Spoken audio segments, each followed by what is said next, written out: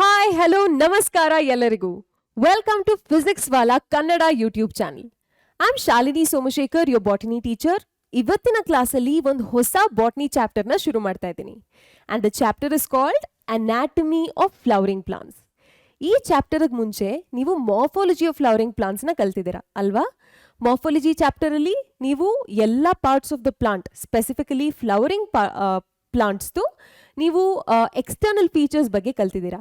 ಈ ಚಾಪ್ಟರ್ ಅಲ್ಲಿ we are going to deep dive into the internal structure of plants. ಓಕೆನಾ?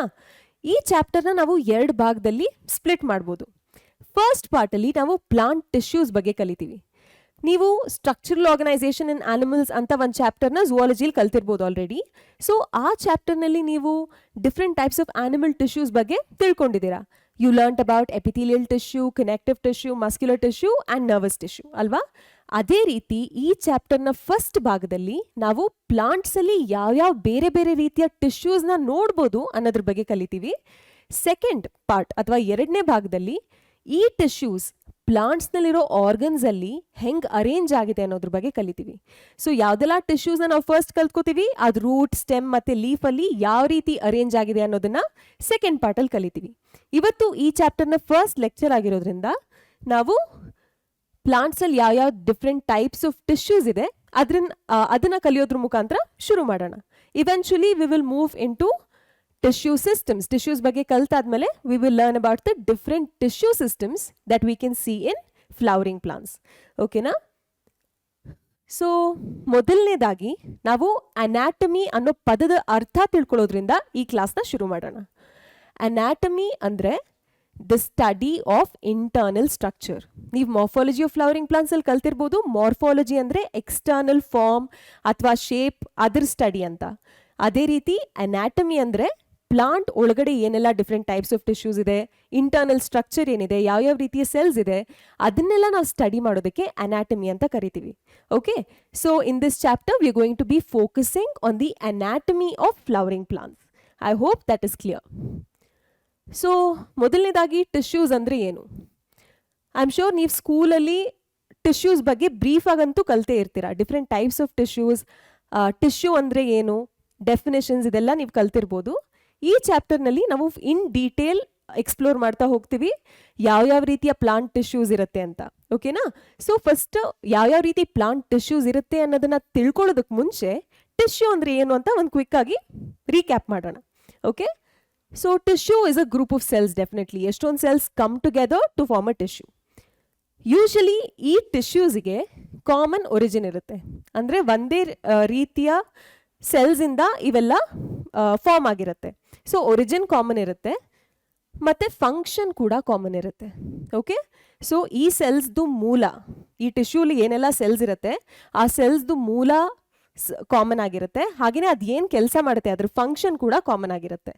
So tissues can be defined as a group of cells. ಎಷ್ಟೊಂದು cells ಒಟ್ಟಿಗೆ ಇರುತ್ತೆ, ಆ ಸೆಲ್ಸ್ದು ಮೂಲ ಅಥವಾ origin is also common. And ಆ ಸೆಲ್ಸ್ ಎಲ್ಲ ಸೇರ್ಕೊಂಡು ಏನು ಕೆಲಸ ಮಾಡುತ್ತೆ ಆ ಫಂಕ್ಷನ್ ಕೂಡ ಕಾಮನ್ ಆಗಿರುತ್ತೆ. So tissues R a group of cells having a common origin and performing a common function. ಸ್ವಲ್ಪ ಸ್ಟೂಡೆಂಟ್ಸ್ಗೆ ಇಲ್ಲಿ ಒಂದು ಡೌಟ್ ಇರುತ್ತೆ. ಅವರು ಡೆಫಿನೇಷನ್ಸ್ ಬರೆಯುವಾಗ ಸಿಮಿಲರ್ ಸ್ಟ್ರಕ್ಚರ್ ಅಂತ ಕೂಡ ಬರೀತಾರೆ.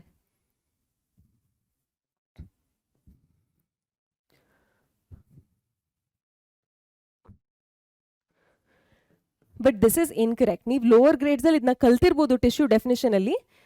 ಆಫ್ ಕೋರ್ಸ್ ಸ್ವಲ್ಪ ಟಿಶ್ಯೂಸ್ ಇದೆ ಎಲ್ಲಿ ಎಲ್ಲ ಸೆಲ್ಸ್ ಕೂಡ ಸಿಮಿಲರ್ ಆಗೇ ಇರುತ್ತೆ.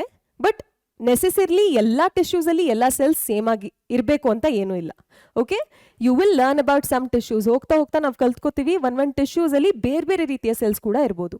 ಸೊ ನಿಮಗೆ ಯಾವಾಗಾದರೂ ಟೆಸ್ಟಲ್ಲಿ, ಎಕ್ಸಾಮ್ಸಲ್ಲಿ ಡೆಫಿನೇಷನ್ ಟಿಶ್ಯೂದು ಕೇಳಿದಾಗ ಮೇಕ್ ಶ್ಯೂರ್ ನೀವು ಈ ಸಿಮಿಲರ್ ಸ್ಟ್ರಕ್ಚರ್ ಅನ್ನೋ ಪಾಯಿಂಟ್ನ ಇನ್ಕ್ಲೂಡ್ ಮಾಡಿಕೊಡ್ದು. ಓಕೆನಾ? So tissues again I repeat are a group of cells that have a common origin and perform a similar function. So ನಾವು ಪ್ಲಾಂಟ್ ಟಿಶ್ಯೂಸ್ನ ಕನ್ಸಿಡರ್ ಮಾಡಿದಾಗ ಅದರಲ್ಲಿ 2 ರೀತಿ ಇರುತ್ತೆ. ಸೊ ಈ 2 ರೀತಿನ ಕ್ಲಾಸಿಫೈ ಮಾಡೋದಕ್ಕೆ ಬೇಸಿಸ್ ಏನು ಅಂತ ನಾನು ಫಸ್ಟ್ ಹೇಳ್ತೀನಿ. Based on whether they have the ability to divide.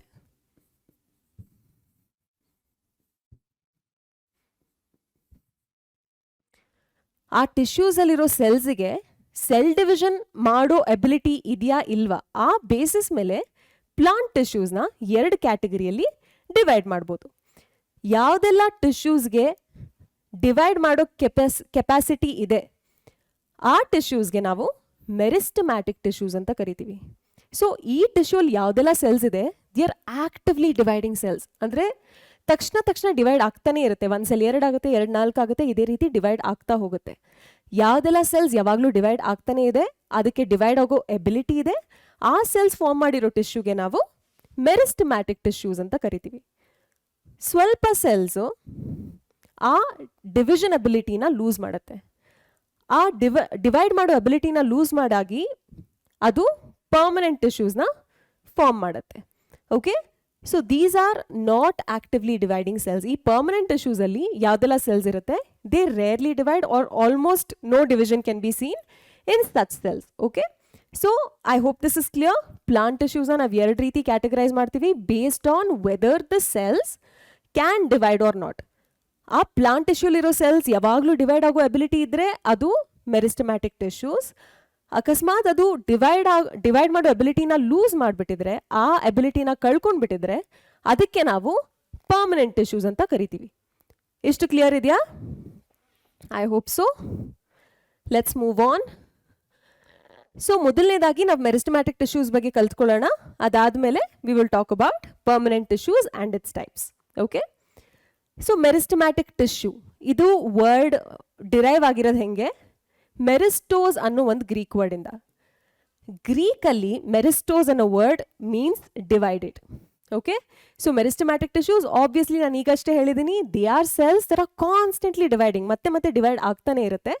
ಹಾಗಾಗಿ ಅದಕ್ಕೆ ಈ ವರ್ಡ್ ಇಂದ ಡಿರೈವ್ ಮಾಡಿರೋ ಮೆರಿಸ್ಟಮ್ಯಾಟಿಕ್ ಟಿಶ್ಯೂಸ್ ಅಂತ ಕರಿತೀವಿ.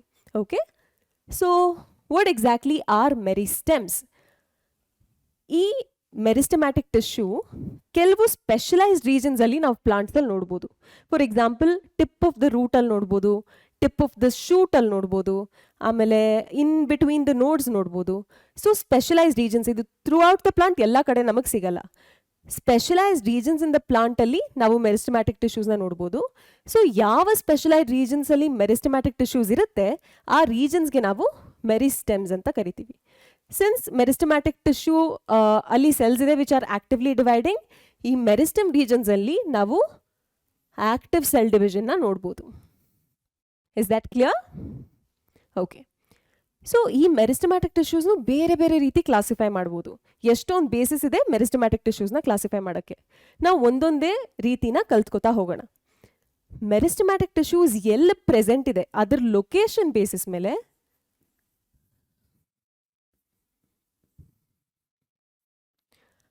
ನಾವು 3 ರೀತಿಯ ಮೆರಿಸ್ಟಮ್ಸ್ನ ಕ್ಲಾಸಿಫೈ ಮಾಡ್ಬೋದು based on where it is present in the plant. ನಾನು ಈಗಷ್ಟೇ ಹೇಳಿದೆ ಎಲ್ಲ ಕಡೆ ಪ್ಲಾಂಟ್ ಥ್ರೂ ಔಟ್ ನಾವು ಮೆರಿಸ್ಟಮ್ಯಾಟಿಕ್ ಟಿಶ್ಯೂಸ್ನ ನೋಡೋಕ್ಕಾಗಲ್ಲ, ಕೆಲವೊಂದು ಜಾಗದಲ್ಲಿ ಮಾತ್ರ ಅದು ಪ್ರೆಸೆಂಟ್ ಇರುತ್ತೆ. ಬೇಸ್ಡ್ ಆನ್ ಅದು ಎಲ್ಲಿ ಪ್ರೆಸೆಂಟ್ ಇದೆ ನಾವು 3 ರೀತಿಯ ಮೆರಿಸ್ಟಮ್ಯಾಟಿಕ್ ಟಿಶ್ಯೂಸ್ನ ಕ್ಲಾಸಿಫೈ ಮಾಡ್ಬೋದು. ಮೊದಲನೇದು ಏಪಿಕಲ್ ಮೆರಿಸ್ಟಮ್. ಏಪೆಕ್ಸ್ ಅಂದರೆ ಏನಂತ ನಿಮ್ಗೆ ಆಲ್ರೆಡಿ ಗೊತ್ತಿರ್ಬೋದು. Apex basically refers to the tip. So clearly apical meristem ಕೂಡ ಟಿಪ್ಪಲ್ಲೇ ಪ್ರೆಸೆಂಟ್ ಆಗಿರುತ್ತೆ. ಯಾವ ಟಿಪ್ಪಲ್ಲಿ ಪ್ರೆಸೆಂಟ್ ಆಗಿರುತ್ತೆ? It'll be present in the tips of roots as well as shoots. ಇದನ್ನ ಒಂದು ಪ್ಲಾಂಟ್ ಅಂತ ತಗೊಂಡ್ರೆ ಇದು ಅದ್ರದ್ದು ರೂಟ್ ಆಗಿದ್ರೆ ಮತ್ತೆ ಇದು ಶೂಟ್ ಆಗಿದ್ರೆ ಅದು at the tip of the shoot and the tip of the root apical meristems ನ ನಾವು ನೋಡ್ಬೋದು. Okay, ಇಂಟರ್ಕೇಲರಿ meristem. ಇಂಟರ್ ಅಂದ್ರೆ ಏನು? In between. ನೀವೆಲ್ಲ inter class, inter college competitions ಬಗ್ಗೆ ಕೇಳಿರ್ಬೋದು ಅಲ್ವಾ? ಇಂಟರ್ ಅಂದ್ರೆ 2 ಮಧ್ಯ ಅಂತ. So intercalary meristem is usually occurring between mature tissues. Mature tissues ಇಲ್ಲಿ ನಾವು ಏನಂತೀವಿ ಅಂದರೆ permanent tissues. Once the cells have lost their ability to divide. ನಾನು ಫಸ್ಟ್ ಪ್ಲಾಂಟ್ ಟಿಶ್ಯೂಸ್ ಎರಡು ಥರ ಅಂತ ಹೇಳಿದೆ ಅಲ್ವಾ, ಮೆರಿಸ್ಟಮ್ಯಾಟಿಕ್ ಮತ್ತು ಪರ್ಮನೆಂಟ್. ಪ್ಲಾಂಟ್ಸಲ್ಲಿ ಎಲ್ಲಿ ಪರ್ಮನೆಂಟ್ ಟಿಶ್ಯೂಸ್ ಆಲ್ರೆಡಿ ಇದೆ ಅದ್ರ ಮಧ್ಯ ಮೆರಿಸ್ಟಮ್ಯಾಟಿಕ್ ಟಿಶ್ಯೂ ಎಲ್ಲಾದರೂ ಇದ್ದರೆ ಅದಕ್ಕೆ ನಾವು ಇಂಟರ್ಕೇಲರಿ ಮೆರಿಸ್ಟಮ್ ಅಂತ ಕರಿತೀವಿ. Okay, so this is present between the mature tissues R in between the permanent tissues. Okay, so ಮೂರನೇದಾಗಿ ಲ್ಯಾಟ್ರಲ್ ಮೆರಿಸ್ಟಮ್ ಅಂತ ಇದೆ. ಲ್ಯಾಟ್ರಲ್ ಅಂದರೆ ಏನು, ಲ್ಯಾಟ್ರಲ್ ಪದದ ಅರ್ಥ ಏನು, ಎಲ್ಲಾದರೂ ನೀವು it is a general English term. Lateral ಅನ್ನೋ word if you come across ನಿಮಗೆ ಗೊತ್ತಿರಬೇಕು ಲ್ಯಾಟ್ರಲ್ ಅಂದರೆ ಸೈಡ್ಸ್ ಅಂತ. ಸೊ ಈ ಮೆರಿಸ್ಟಮ್ ಸೈಡ್ಸಲ್ಲಿರುತ್ತೆ. ಫಾರ್ ಎಕ್ಸಾಂಪಲ್ ಇದನ್ನು ನಾವೊಂದು ಸ್ಟೆಮ್ ಅಂತ ತಗೊಂಡ್ರೆ, ಇಲ್ಲಿ ಲೀಫ್ ಇದೆ, ಇಲ್ಲಿ ಲೀಫ್ ಇದೆ, ಸ್ಟೆಮ್ ಅಂತ ತಗೊಂಡ್ರೆ ಈ ಸ್ಟೆಮ್ದು ಲಾಂಜಿಟ್ಯೂಡ್ನಲ್ ಸೆಕ್ಷನ್, ನಾನು ಈ ಸ್ಟೆಮ್ನ ಈ ರೀತಿ ಕಟ್ ಮಾಡಿದ್ರೆ, ಉದ್ದಕ್ಕೆ ಹಿಂಗೆ ಕಟ್ ಮಾಡಿದ್ರೆ ನನಗೆ ಸೈಡಲ್ಲಿ ಈ ಮೆರಿಸ್ಟಮ್ಸ್ ಕಾಣಿಸುತ್ತೆ. ಅದಕ್ಕೆ ನಾವು ಇದಕ್ಕೆ ಲ್ಯಾಟ್ರಲ್ ಮೆರಿಸ್ಟಮ್ ಅಂತ ಕರಿತೀವಿ. ಅಕಸ್ಮಾತ್ ನಾವು ಈ ರೀತಿ ಕಟ್ ಮಾಡಿದ್ರೆ, ಮೇಲ್ಗಡೆಯಿಂದ ಕಟ್ ಮಾಡಿದ್ರೆ ಸ್ಟೆಮ್ನ, ಆವಾಗ ಒಂದು ಸಿಲಿಂಡರ್ ಥರ ಪ್ರೆಸೆಂಟ್ ಇರುತ್ತೆ, ಒಂದು ರಿಂಗ್ ಥರ ಪ್ರೆಸೆಂಟ್ ಇರುತ್ತೆ. ನಾವು ಲ್ಯಾಟ್ರಲ್ ಯಾಕೆ ಕರಿತೀವಿ ಅಂದರೆ ನಾವು ಲಾಂಜಿಟ್ಯೂಡ್ನಲ್ ಸೆಕ್ಷನಲ್ಲಿ ನೋಡಿದಾಗ ಅದು ಸೈಡ್ಸಲ್ಲಿರುತ್ತೆ, ಸ್ಟೆಮ್ದು ಸೈಡ್ಸಲ್ಲಿರುತ್ತೆ. ಹಾಗಾಗಿ ಇದಕ್ಕೆ ಲ್ಯಾಟ್ರಲ್ ಮೆರಿಸ್ಟಮ್ ಅಂತ ಕರಿತೀವಿ. I repeat, first type of classifying meristematic tissue basis ಇಲ್ಲಿ ಲೊಕೇಶನ್, ಯಾವ ಜಾಗದಲ್ಲಿ ಪ್ರೆಸೆಂಟ್ ಇದೆ ಅನ್ನೋ ಬೇಸಿಸ್ ಮೇಲೆ ಕ್ಲಾಸಿಫೈ ಮಾಡ್ತಾ ಇದ್ದೀವಿ. ಮೊದಲನೇದಾಗಿ we have apical meristems. Apex ಅಂದರೆ ಟಿಪ್. ಸೊ ಏಪಿಕಲ್ ಮೆರಿಸ್ಟಮ್ ಆಬ್ವಿಯಸ್ಲಿ ಟಿಪ್ಪಲ್ಲೇ ಪ್ರೆಸೆಂಟ್ ಆಗಿರುತ್ತೆ, ರೂಟ್ ಟಿಪ್ ಮತ್ತು ಶೂ ಟಿಪ್. ಇಂಟರ್ಕೇಲರಿ, ಇಂಟರ್ ಅಂದರೆ ಇನ್ ಬಿಟ್ವೀನ್. ಇಂಟರ್ಕೇಲರಿ ಮೆರಿಸ್ಟಮ್ ಎಲ್ಲಿ ಕಾಣ್ಬೋದು ನಾವು, ಎಲ್ಲಿ ಪರ್ಮನೆಂಟ್ ಟಿಶ್ಯೂಸ್ ಇರುತ್ತೆ ಅದ್ರ ಮಧ್ಯ ಏನಾದರೂ ಮೆರಿಸ್ಟಮ್ಯಾಟಿಕ್ ಟಿಶ್ಯೂ ಇದ್ದರೆ ಅದಕ್ಕೆ ನಾವು ಇಂಟರ್ಕೇಲರಿ ಮೆರಿಸ್ಟಮ್ ಅಂತ ಕರಿತೀವಿ. ಕೊನೆಯದಾಗಿ ಲ್ಯಾಟ್ರಲ್ ಮೆರಿಸ್ಟಮ್. ಲ್ಯಾಟ್ರಲ್ ಅಂದರೆ ಸೈಡ್ಸ್, ಎನಿವೇರ್. ಸೊ ಇದನ್ನು ನಾವು ಕೆಲವು ಸ್ಟೆಮ್ಸಲ್ಲಿ ಸೈಡ್ಸಲ್ಲಿ ನೋಡ್ತೀವಿ, ಹಾಗಾಗಿ ಇದಕ್ಕೆ ಲ್ಯಾಟ್ರಲ್ ಮೆರಿಸ್ಟಮ್ ಅಂತ ಕರಿತೀವಿ. Is that clear? All right, moving forward, let's focus on the first type of meristem, apical meristem. One by one ಎಲ್ಲದ್ರ ಬಗ್ಗೆ ಕಲ್ತ್ಕೋತಾ ಹೋಗೋಣ. ಮೊದಲನೇದಾಗಿ apical meristem ಇಂದ ಶುರು ಮಾಡೋಣ. So like I already shed, apical meristem tips ಅಲ್ಲಿ ಪ್ರೆಸೆಂಟ್ ಆಗಿರುತ್ತೆ. ಅದು ರೂಟ್ ಟಿಪ್ಪಲ್ಲಿ ಇರ್ಬೋದು ಅಥವಾ ಶೂಟ್ ಟಿಪ್ಪಲ್ಲಿ ಇರ್ಬೋದು. ರೂಟ್ ಟಿಪ್ಪಲ್ಲಿದ್ದರೆ ಅದಕ್ಕೆ ರೂಟ್ apical meristem ಅಂತ ಕರಿತೀವಿ. ಆ್ಯಂಡ್ ಕ್ಲಿಯರ್ಲಿ ಆಬ್ವಿಯಸ್ಲಿ ಶೂಟ್ ಟಿಪ್ಪಲ್ಲಿ ಪ್ರೆಸೆಂಟ್ ಆಗಿದ್ರೆ we will call it shoot apical meristem. ಓಕೆನಾ? ಈ ಎರಡು ಇಲಸ್ಟ್ರೇಷನ್ಸ್ ಅಥವಾ ಡಯಾಗ್ರಾಮ್ಸ್ನ ನೀವು NCERT ಅಲ್ಲಿ ನೋಡಿರ್ಬೋದು.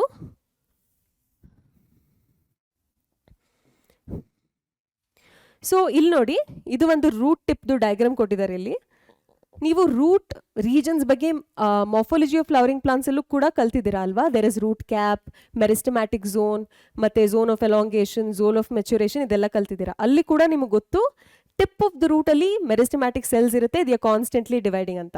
So this is one way you can recollect what you've learnt in morphology of flowering plants. Okay, so ಹಾಂ, ಇಲ್ಲಿ ನಿಮಗೆ ಕಾಣಿಸ್ತಾ ಇದೆ ರೂಟ್ ಎಪಿಕಲ್ ಮೆರಿಸ್ಟಮ್. ನಿಮ್ಗೆ ನೆನಪಿದ್ರೆ at the tip of the root ಒಂದು ಪ್ರೊಟೆಕ್ಟಿವ್ ಕವರಿಂಗ್ ಇರುತ್ತೆ, root cap, thimble shape structure ಅಲ್ವಾ? ಸೊ ಈ ಥಿಂಬಲ್ ಶೇಪ್ ಸ್ಟ್ರಕ್ಚರ್ನ immediately after you will have these root apical meristems. The cells in these root apical meristems are constantly dividing.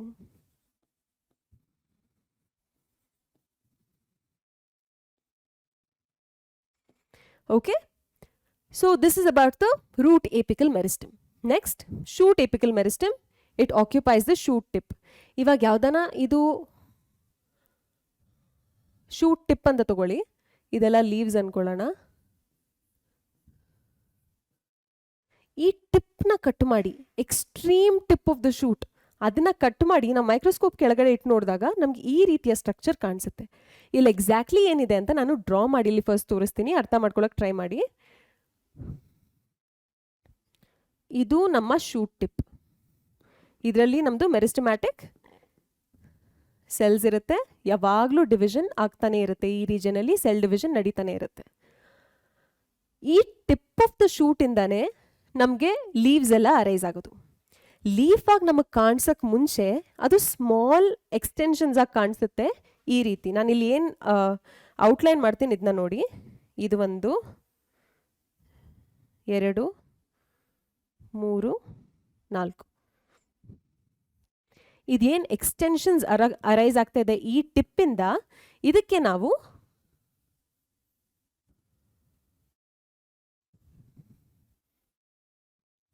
Leaf ಪ್ರೈಮಾರ್ಡಿಯಾ ಅಂತ ಕರಿತೀವಿ.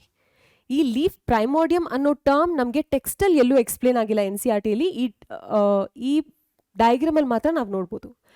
Leaf ಪ್ರೈಮಾರ್ಡಿಯಾ ಅಂದರೆ ಏನು, ಅದು ಫ್ಯೂಚರಲ್ಲಿ leaf ಆಗುತ್ತೆ. ಇವಾಗ ಲೀಫ್ ಥರ ನಮ್ಗೆ ಆಲ್ರೆಡಿ ಕಾಣಿಸಲ್ಲ, ಶೂಟ್ ಟಿಪ್ಪಲ್ಲಿ ನೋಡಿದಾಗ ಚಿಕ್ಕ ಚಿಕ್ಕ ಎಕ್ಸ್ಟೆನ್ಷನ್ಸ್ ಥರ ನಮಗೆ ಕಾಣಿಸುತ್ತೆ. ಪ್ಲಾಂಟ್ ಗ್ರೋ ಆಗ್ತಾ ಈ ಎಕ್ಸ್ಟೆನ್ಷನ್ಸ್ ಏನಿದೆ ಲೀಫ್ ಪ್ರೈಮೋರ್ಡಿಯಾ, ಇದು ಇವೆಂಚುವಲಿ ಲೀಫ್, ದೊಡ್ಡ ದೊಡ್ಡ ಲೀಫ್ ನಮಗೆ ಕಾಣಿಸೋ ಥರ ಲೀಫ್ ಆಗಿ ಡೆವಲಪ್ ಆಗುತ್ತೆ. ಓಕೆನಾ? ಸೊ ಈ ಲೀಫ್ ಪ್ರೈಮೋರ್ಡಿಯಾ ಹೋಗ್ತಾ ಲೀಫ್ ಆಗುತ್ತೆ. ಸೊ ನೀವು ಇಮ್ಯಾಜಿನ್ ಮಾಡ್ಕೊಳ್ಳಿ, ಈ ಸ್ಟೆಮ್ ಕೂಡ ಎಲಾಂಗೇಟ್ ಆಗ್ತಾ ಇದೆ. ಎಲಾಂಗೇಟ್ ಆಗ್ತಾ ಏನಾಗುತ್ತೆ ಅಂದರೆ ಈ ಶೂಟ್ ಟಿಪ್ ಹೀಗೆ ಇರುತ್ತೆ, ಇದರಲ್ಲಿ ಸೆಲ್ಸ್ ಡಿವೈಡ್ ಆಗ್ತಾ ಇರುತ್ತೆ. ಈ ಲೀವ್ಸ್ ಏನಿತ್ತು ಪ್ರೈಮೋರ್ಡಿಯಾ ಅದು ಲೀಫ್ ಆಗ್ತಾ ಹೋಗುತ್ತೆ. ಅದು ಎಲಾಂಗೇಟ್ ಆಗಿ ಹೋಗ್ತಾ ಏನಾಗುತ್ತೆ, ಇಲ್ಲಿದ್ದ ಸ್ವಲ್ಪ ಮೆರಿಸ್ಟಮ್ಯಾಟಿಕ್ ಸೆಲ್ಸ್ ಈ ಲೀಫ್ ಪ್ರೈಮೋರ್ಡಿಯಾ ಹತ್ರ ಇಲ್ಲಿ ಉಳ್ಕೊಂಡ್ಬಿಡುತ್ತೆ. ಸೊ ಮೆರಿಸ್ಟಮ್ಯಾಟಿಕ್ ಸೆಲ್ಸ್ ಏನು ಏಪೆಕ್ಸ್ ಅಲ್ಲಿ ಶೂಟ್ ಟಿಪ್ಪಲ್ಲಿತ್ತು, ಈ ಲೀಫ್ ಪ್ರೈಮೋರ್ಡಿಯಾ ಲೀಫ್ ಆಗ್ತಾ ಹೋಗುವಾಗ ಇದರಲ್ಲಿರೋ ಸ್ವಲ್ಪ ಸೆಲ್ಸು ಅಲ್ಲೇ ಉಳ್ಕೊಂಡ್ಬಿಡುತ್ತೆ. ಸೊ ಇದು ಎಲಾಂಗೇಟ್ ಆಗ್ತದೆ. Imagine this stem is growing. ಈ ಸ್ಟೆಮ್ ಗ್ರೋ ಆಗ್ತಾ ಇರುವಾಗ ಇಲ್ಲಿರೋ ಸೆಲ್ಸ್ ಸ್ವಲ್ಪ ಈ ಲೀಫ್ ಪ್ರೈಮೋರ್ಡಿಯಾದು ಟಿಪ್ ಹತ್ರ ಅಥವಾ ಏಪೆಕ್ಸ್ ಹತ್ರ ಹಾಗೆ what is it called axle ಹತ್ರ ಹಾಗೆ ಸ್ವಲ್ಪ ರೀಟೇನ್ ಆಗ್ತಾ ಹೋಗುತ್ತೆ. ಹಂಗಾದಾಗ ಏನಾಗುತ್ತೆ,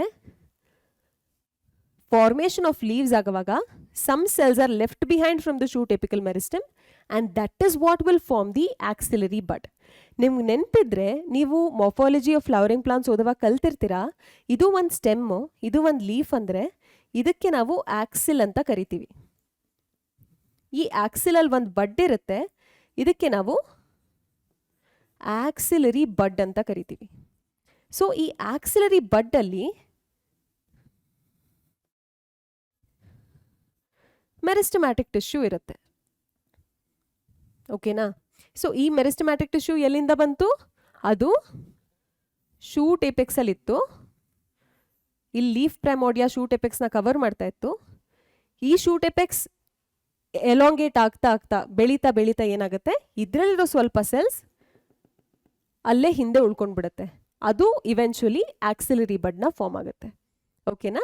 so this is what this particular point in NCERT means. During the formation of leaves form ಆಗುವಾಗ ಶೂಟ್ ಏಪಿಕಲ್ ಮೆರಿಸ್ಟಮ್ ಅಲ್ಲಿ ಇದ್ದಿದ್ದ ಸ್ವಲ್ಪ cells will be left behind and that will form the axillary bud. So ಇದೇ ಈ ಬಡ್ನ so whatever cells are here, ಇದೇ ಈ ಬಡ್ನ ಫಾರ್ಮ್ ಮಾಡೋದು. Understood? So that is about the apical meristem. Next ನಾವು ಏನು ಕಲಿತಾ ಇದ್ದೀವಿ, which is the second type of meristem that I told you about. It is called intercalary meristem. ನಾನು already ಹೇಳಿದ ಹಾಗೆ ಇದ್ರದ್ದು ಲೊಕೇಶನ್ ಏನಂದರೆ ಮೆಚ್ಯೂರ್ ಟಿಶ್ಯೂಸ್ ಅಥವಾ ಪರ್ಮನೆಂಟ್ ಟಿಶ್ಯೂಸ್ ಏನಿರುತ್ತೆ ಪ್ಲಾಂಟ್ಸಲ್ಲಿ ಅದ್ರ ಮಧ್ಯ ನಾವು ಇದನ್ನು ನೋಡ್ಬೋದು. ಸೊ ಇದು ಯೂಶಲಿ ಗ್ರಾಸಸಲ್ಲಿ ನಾವು ನೋಡ್ಬೋದು. ಇಲ್ಲಿ ನೋಡಿ ಎಕ್ಸಾಂಪಲ್, ಇಲ್ಲಿ ಹೈಲೈಟ್ ಮಾಡ್ತಾ ಇದ್ದೀನಿ. This region will have the intercalary meristem. ಅಕಸ್ಮಾತ್ ಯಾವುದಾನ ಗ್ರೇಸಿಂಗ್ ಆ್ಯನಿಮಲ್ಸ್, ಹರ್ಬಿವೋರಸ್ ಆ್ಯನಿಮಲ್ಸ್ ಬಂದು ಡ್ಯಾಮೇಜ್ ಆದರೆ ಪ್ಲಾಂಟು, ಈ ಏಪಿಕಲ್ ಮೆರಿಸ್ಟಮಿಂದ ಡ್ಯಾಮೇಜ್ ಆಗಿರೋ ಪಾರ್ಟ್ಸ್ ಎಲ್ಲ ರೀಜೆನರೇಟ್ ಆಗ್ಬೋದು. Okay, moving on, will talk about the third type of meristem which is called the lateral meristem. Again ಇದ್ರ ಲೊಕೇಶನ್ ಬಗ್ಗೆನೂ ನಾನು ಆಲ್ರೆಡಿ ಹೇಳಿದ್ದೀನಿ. ಲ್ಯಾಟ್ರಲ್ ಅಂದರೆ ಸೈಡ್ಸ್. ಇದು ಡೈಕಾಟ್ ಸ್ಟೆಮ್ಸಲ್ಲಿ ನಾವು ನೋಡ್ಬೋದು. ಇದು ಸ್ಟೆಮ್ದು ಲಾಂಜಿಟ್ಯೂಡ್ನಲ್ ಸೆಕ್ಷನ್ ಈ ರೀತಿ ಕಟ್ ಮಾಡಿ ನೋಡಿದಾಗ ಸೈಡ್ಸಲ್ಲಿ ಹಿಂಗೆ ಕಾಣಿಸುತ್ತೆ, ಅದಕ್ಕೆ ಇದನ್ನು ಲ್ಯಾಟ್ರಲ್ ಮೆರಿಸ್ಟಮ್ ಅಂತ ಕರಿತೀವಿ. And when you take a transfer section, ಸ್ಟೆಮ್ನ ಈ ಥರ ಅಡ್ಡಡ್ಡ ಹಿಂಗೆ ಕಟ್ ಮಾಡಿ ಮೇಲಿಂದ ನೋಡಿದ್ರೆ ಆಬ್ವಿಯಸ್ಲಿ ಸ್ಟೆಮ್ ಒಂದು ಸರ್ಕ್ಯುಲರ್ ಔಟ್ಲೈನ್ ಕಾಣಿಸುತ್ತೆ ನಮಗೆ. ಈ ಥರ ಕಟ್ ಮಾಡಿ ನೋಡಿದಾಗ ಒಳಗಡೆ ಒಂದು ಸಿಲಿಂಡರ್ ಥರ ಇರುತ್ತೆ. So they are cylindrical when you look at it with a transfer section. Examples ಇಲ್ಲಿ fascicular vascular cambium, interfascicular cambium and cork cambium ಅಂತ ಕೊಟ್ಟಿದ್ದಾರೆ. ಇದ್ರ ಬಗ್ಗೆ ನಾವು ಇನ್ನೂ ಕಲ್ತಿಲ್ಲ ಈ ಚಾಪ್ಟರಲ್ಲಿ, ಬಟ್ ಬ್ರೀಫ್ಲಿ ಹೇಳ್ತೀನಿ ನಿಮ್ಗೆ ನೆನಪಿರಲಿ ಅಂತ. Okay, so I will tell you about that in just a bit. ಇವಾಗ ನಾವು second type of meristematic tissue ಹೆಂಗೆ ಕ್ಲಾಸಿಫೈ ಮಾಡ್ಬೋದು ಅನ್ನೋದ್ರ ಬಗ್ಗೆ ಕಲ್ತ್ಕೊಳ್ಳೋಣ. ಫಸ್ಟ್ ಕಲ್ತ್ಕೊಂಡ್ವಿ ಬೇಸ್ಡ್ ಆನ್ ಲೊಕೇಶನ್ 3 ರೀತಿ ಇದೆ, ಏಪಿಕಲ್, ಇಂಟರ್ಕೇಲರಿ ಮತ್ತು ಲ್ಯಾಟ್ರಲ್. ಇವಾಗ ಮತ್ತೆ ಮೆರಿಸ್ಟಮ್ಯಾಟಿಕ್ ಟಿಶ್ಯೂಸ್ನ ಕ್ಲಾಸಿಫೈ ಮಾಡ್ತಾ ಇದ್ದೀವಿ ಬೇಸ್ಡ್ ಆನ್ ಯಾವಾಗಿಂದ ಪ್ರೆಸೆಂಟ್ ಇದೆ ಅದು ಪ್ಲಾಂಟಲ್ಲಿ. ಓಕೆ, ಪ್ರೈಮರಿ ಮೆರಿಸ್ಟಮ್, ಪ್ರೈಮರಿ ಅಂತ ಎಲ್ಲೇ ನೀವು ಓದಿದ್ರು ಬಯಾಲಜಿಯಲ್ಲಿ ಅಥವಾ ಎಲ್ಲಾದರೂ you should know that primary refers to first. Secondary ಅಂದರೆ ಈ ಕಾಂಟೆಕ್ಸ್ಟಲ್ಲಿ ಲೇಟರ್ ಅಂತ ಅನ್ಕೊಳ್ಳೋಣ. I tell you what this means. ಇವಾಗ ನಾವಿಲ್ಲಿ ಏಂಜಿಯೋಸ್ಪರ್ಮ್ಸ್ ಬಗ್ಗೆನೇ ಮಾತಾಡ್ತಾ ಇರೋದು. ಸೊ ಏಂಜಿಯೋಸ್ಪರ್ಮ್ಸ್ ಹೊಸ ಗಿಡ ಬರಬೇಕಂದ್ರೆ ಆಫ್ಟರ್ ಸೆಕ್ಷುವಲ್ ರಿಪ್ರೊಡಕ್ಷನ್ ಸೀಡಿಂದನೇ ಫಾರ್ಮ್ ಆಗೋದಲ್ವಾ. ನಾವು ಸೀಡ್ ಸೋ ಮಾಡಿದಾಗ ಜರ್ಮಿನೇಟ್ ಆಗುತ್ತೆ ಮತ್ತೆ ಹೊಸ ಗಿಡ ಬರುತ್ತೆ. ಸೊ ಜರ್ಮಿನೇಟ್ ಆಗುವಾಗ ಸೀಡ್ ಒಳಗಡೆ ಎಂಬ್ರಿಯೋ ಇರುತ್ತಲ್ವಾ, ಎಂಬ್ರಿಯೋ ಒಳಗಡೆ ಸ್ವಲ್ಪ ಮೆರಿಸ್ಟಮ್ಯಾಟಿಕ್ ಟಿಶ್ಯೂಸ್ ಇರುತ್ತೆ. ಆ ಮೆರಿಸ್ಟಮ್ಯಾಟಿಕ್ ಟಿಶ್ಯೂಸ್ ಡಿವೈಡ್ ಆಗಿ ಆಗಿ ನಮಗೆ ಪ್ಲಾಂಟ್ ಕೊಡುತ್ತೆ. So if you consider this to be a seed, ಈ ಸೀಡ್ ಜರ್ಮಿನೇಟ್ ಆಗುತ್ತೆ, ಜರ್ಮಿನೇಟ್ ಆಗಿ ನಮಗೆ ಪ್ಲಾಂಟ್ ಕೊಡುತ್ತೆ. ಇದು ನಮ್ಮದು ಪ್ರೈಮರಿ ಪ್ಲಾಂಟ್ ಬಾಡಿ. ಈ ಪ್ಲಾಂಟ್ ಬಾಡಿಯಲ್ಲಿ ಫಸ್ಟಿಂದನೂ ಜರ್ಮಿನೇಟ್ ಆಗುವಾಗಿಂದನೂ ಯಾವ ಮೆರಿಸ್ಟಮ್ ಇದೆ ಅದಕ್ಕೆ ನಾವು ಪ್ರೈಮರಿ ಮೆರಿಸ್ಟಮ್ ಅಂತ ಕರಿತೀವಿ. ಓಕೆ, ಸೆಕೆಂಡರಿ ಮೆರಿಸ್ಟಮ್ ಮೊದಲಿನಿಂದ ಇರಲ್ಲ. Litre in the life of the plant ಈ ಮೆರಿಸ್ಟಮ್ ಫಾರ್ಮ್ ಆಗುತ್ತೆ, ಅದಕ್ಕೆ ನಾವು ಸೆಕೆಂಡರಿ ಮೆರಿಸ್ಟಮ್ ಅಂತ ಕರಿತೀವಿ. ಸೊ ನಾನಿವಾಗ ನಿಮಗೊಂದು ಸಿಂಪಲ್ ರಿಲೇಟಬಲ್ ಎಕ್ಸಾಂಪಲ್ ಜೊತೆ ಎಕ್ಸ್ಪ್ಲೇನ್ ಮಾಡೋಕ್ಕೆ ಟ್ರೈ ಮಾಡ್ತೀನಿ. How exactly secondary meristematic tissues R formed ಅಂತ. ಓಕೆನಾ? ಸೊ ಫಾರ್ ಎಕ್ಸಾಂಪಲ್ ನಿಮ್ಮದು ಕ್ಲಾಸ್ 10th ಆದಮೇಲೆ ನಿಮಗೆ ಮಲ್ಟಿಪಲ್ ಆಪ್ಷನ್ಸ್ ಇರುತ್ತೆ. ಇಲ್ಲ ನೀವು ಸೈನ್ಸ್ ಸ್ಟ್ರೀಮ್ನ ಪರ್ಸ್ಯೂ ಮಾಡ್ಬೋದು, ಇಲ್ಲ ಕಾಮರ್ಸ್ ತೊಗೊಳ್ಬೋದು, ಇಲ್ಲ ಅಂದರೆ ಆರ್ಟ್ಸ್ ತೊಗೋಬೋದು, ಇಲ್ಲ ಮ್ಯೂಸಿಕ್ ಕಲಿಬೋದು and take it as a profession. So ಎಷ್ಟೊಂದು ಆಪ್ಷನ್ಸ್ ಇರುತ್ತೆ 10th ಸ್ಟ್ಯಾಂಡರ್ಡ್ ಎಕ್ಸಾಮ್ ಪಾಸ್ ಆದಮೇಲೆ. ನಿಮ್ಮ ಥರ ಸುಮಾರು ಜನ ಸೈನ್ಸ್ ತೊಗೊಂಡಿರ್ತಾರೆ, ಯಾಕೆಂದರೆ ಅವ್ರಿಗೆ ಎಂಜಿನಿಯರಿಂಗ್ ಅಥವಾ ಮೆಡಿಸಿನ್ ಅಥವಾ ಪ್ಯೂರ್ ಸೈನ್ಸಸ್ ರಿಸರ್ಚ್ ಮಾಡಬೇಕು ಏನೇ ಇಂಟ್ರೆಸ್ಟ್ ಇರ್ಬೋದು. ಫಾರ್ ವಾಟ್ ಎವರ್ ರೀಸನ್ಸ್ ಅವರು 10th ಸ್ಟ್ಯಾಂಡರ್ಡ್ ಆದಮೇಲೆ ಸೈನ್ಸ್ ತೊಗೊಳ್ತಾರೆ. ಸುಮಾರು ಜನ ಸೈನ್ಸ್ ತೊಗೊಂಡಾದ್ಮೇಲೆ ಅದೇ ಸ್ಟ್ರೀಮಲ್ಲಿ ಕಂಟಿನ್ಯೂ ಮಾಡ್ತಾರೆ. ಕಷ್ಟನೋ ಸುಖನೋ ತೊಗೊಂಡಿದ್ದೀವಿ ಓದೋಣ ಅಂತ ಕಂಟಿನ್ಯೂ ಮಾಡ್ತಾರೆ. ಆದರೆ ಕೆಲವೊಬ್ಬರಿಗೆ ಮಧ್ಯದಲ್ಲಿ ಅನಿಸ್ಬೋದು I am not made for this, ಅಥವಾ ನನ್ನ ಪ್ಯಾಷನ್ ಬೇರೆ ಎಲ್ಲೋ ಇದೆ, ನನಗನ್ಸುತ್ತೆ ನಾನು ಮ್ಯೂಸಿಕ್ನ ಕೆರಿಯರಲ್ಲಿ ಪರ್ಸ್ಯೂ ಮಾಡಿದ್ರೆ ನಾನು ಜಾಸ್ತಿ ಸಕ್ಸಸ್ನೂ ಕಾಣ್ಬೋದು ಮತ್ತು I will be more fulfilled in life. ಆ ಥರ ಯಾರಿಗಾದ್ರೂ ಅನಿಸಿ ಅವ್ರು ಮಿಡ್ ವೇ ಸೈನ್ಸ್ನ ಸ್ಟಾಪ್ ಮಾಡಿ ಮತ್ತೆ ಮ್ಯೂಸಿಕ್ ಕಲಿತು ಮ್ಯೂಸಿಷಿಯನ್ ಆಗ್ಬೋದು. ಇದನ್ನು ನಾನು ಯಾಕೆ ಎಕ್ಸಾಂಪಲ್ ಕೊಡ್ತಾ ಇದ್ದೀನಿ ಅಂದರೆ I want to tell you ಈ ಲೇಟರ್ ಸೆಕೆಂಡರಿ ಮೆರಿಸ್ಟಮ್ಸ್ ಹೆಂಗೆ ಬರುತ್ತೆ ಅಂತ. ಸೊ ಈ ಅನಾಲಜಿನ ನಾವು ಯೂಸ್ ಮಾಡಿಕೊಂಡು ಪ್ರೈಮರಿ ಮತ್ತು ಸೆಕೆಂಡರಿ ಮೆರಿಸ್ಟಮ್ ಬಗ್ಗೆ ಕಲ್ತ್ಕೊಳ್ಳೋಣ. ಓಕೆನಾ? ಸೊ ಫಸ್ಟ್ ಮೆರಿಸ್ಟಮ್ ಇತ್ತು ಪ್ಲಾಂಟಲ್ಲಿ. ಈ meristems are constantly dividing cells ಅಲ್ವಾ? So they are dividing all the time.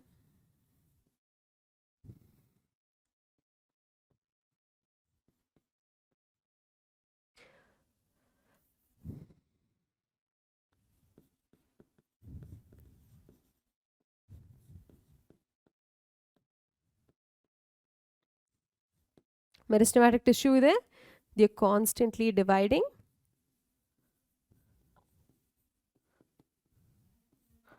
So ಈ ಮೆರಿಸ್ಟಮ್ಯಾಟಿಕ್ ಟಿಶ್ಯೂ ಡಿವೈಡ್ ಆಗಿ ಆಗಿ ಅದರಲ್ಲಿ ಒಂದು subset of cells permanent tissues ಆಗ್ತಾ ಹೋಗುತ್ತೆ.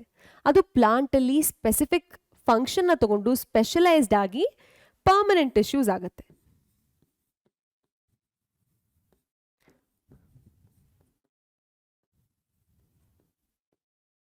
ಓಕೆ, ಈ ಪ್ರಾಸೆಸ್ಗೆ ನಾವು ಡಿಫರೆನ್ಸಿಯೇಷನ್ ಅಂತ ಕರಿತೀವಿ.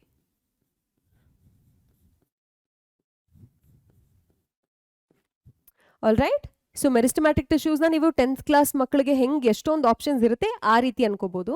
ಇವೆಂಚುಲಿ ಇದು ಒಂದೊಂದು ರೀತಿಯ ಪರ್ಮನೆಂಟ್ ಟಿಶ್ಯೂಸ್ ಆಗ್ತಾ ಹೋಗುತ್ತೆ. ಕೆಲವೊಂದು meristematic tissues permanent tissues type 1 ಆಗುತ್ತೆ, ಕೆಲವೊಂದು meristematic tissues permanent tissues type 2 ಆಗುತ್ತೆ. ಆ ಟೈಪ್ಸ್ ಬಗ್ಗೆ ನಾವು ಇವೆಂಚುಲಿ ಕಲಿಯೋಣ. ಮತ್ತೆ ಕೆಲವೊಂದು meristematic tissues let's say some type 3 it will become. ಈ ಮೆರಿಸ್ಟಮ್ಯಾಟಿಕ್ ಟಿಶ್ಯೂಸ್ಗೆಲ್ಲ ಆಪ್ಷನ್ಸ್ ಇದೆ, ಅದು ಡಿಫ್ರೆನ್ಶಿಯೇಟ್ ಆಗಿ ಇದರಲ್ಲಿ ಯಾವುದಾದ್ರೂ ಒಂದೊಂದು ರೀತಿ ಟಿಶ್ಯೂಸ್ ಆಗುತ್ತೆ. ಕೆಲವೊಂದು ಪರ್ಮನೆಂಟ್ ಟಿಶ್ಯೂಸ್ ಫಾರ್ ಎವರ್ ಹಾಗೆ ಇರುತ್ತೆ. ಆದರೆ ಹೇಗೆ ಸ್ವಲ್ಪ ಜನಕ್ಕೆ ಅವ್ರು ತೊಗೊಂಡ್ರೋ ಸ್ಟ್ರೀಮ್ ಪರ್ಸ್ಯೂ ಮಾಡೋಕ್ಕಾಗದೆ ಬೇರೆ ಸ್ಟ್ರೀಮಿಗೆ ವಾಪಸ್ ಹೋಗ್ತಾರೆ, ಅದೇ ರೀತಿ ಕೆಲವೊಮ್ಮೆ ಸ್ವಲ್ಪ ಪರ್ಮನೆಂಟ್ ಟಿಶ್ಯೂಸಲ್ಲಿ ಏನಾಗುತ್ತೆ, ನಾವು ಪರ್ಮನೆಂಟ್ ಟಿಶ್ಯೂಸ್ ವಾಪಸ್ಸು ಮೆರಿಸ್ಟಮ್ಯಾಟಿಕ್ ಟಿಶ್ಯೂ ಆಗೋದನ್ನ ನೋಡ್ತೀವಿ. ಯೂಶಲಿ ನಾನು ಹೇಳಿದೆ permanent tissues would have lost the ability to undergo cell division. ಆದರೆ ಕೆಲವೊಮ್ಮೆ they regain the ability to divide and become meristematic again. ಈ ಪ್ರಾಸೆಸ್ಗೆ ನಾವು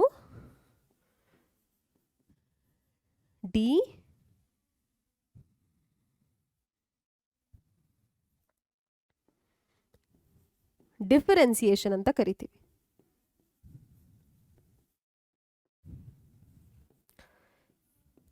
ಈ ಡಿ ಡಿಫರೆನ್ಸಿಯೇಷನ್ ಆದಮೇಲೆ ಫಾರ್ ಎಕ್ಸಾಂಪಲ್ ನಾವು ಅನ್ಕೊಳ್ಳೋಣ ಈ permanent tissue type 3 D differentiate ಆಗಿ ಮತ್ತೆ ಮೆರಿಸ್ಟಮ್ಯಾಟಿಕ್ ಟಿಶ್ಯೂ ಆಯಿತು. ಈ ಮೆರಿಸ್ಟಮ್ಯಾಟಿಕ್ ಟಿಶ್ಯೂ ಮತ್ತೆ ಪರ್ಮನೆಂಟ್ ಟಿಶ್ಯೂ ಟೈಪ್ 1 ಆಗ್ಬೋದು. ಪರ್ಮನೆಂಟ್ ಟಿಶ್ಯೂ ಟೈಪ್ 3 ಆಗಿದ್ದು ಮತ್ತೆ ಮೆರಿಸ್ಟಮ್ಯಾಟಿಕ್ ಆಗಿ ಮತ್ತೆ ಪರ್ಮನೆಂಟ್ ಟಿಶ್ಯೂ ಟೈಪ್ 1 ಆಗ್ಬೋದು ಆಗಿರ್ಬೋದು. ಆ ಪ್ರಾಸೆಸ್ಗೆ ಹೆಂಗೆ ಈ ಮೆರಿಸ್ಟಮ್ಯಾಟಿಕ್ ಟಿಶ್ಯೂ ಮತ್ತೆ ಪರ್ಮನೆಂಟ್ ಟಿಶ್ಯೂ 1 ಆಯಿತು, ಈ ಡಿಫರೆನ್ಸಿಯೇಷನ್ ಪ್ರಾಸೆಸ್ಗೆ ನಾವು ರೀಡಿಫರೆನ್ಸಿಯೇಷನ್ ಅಂತ ಕರಿತೀವಿ.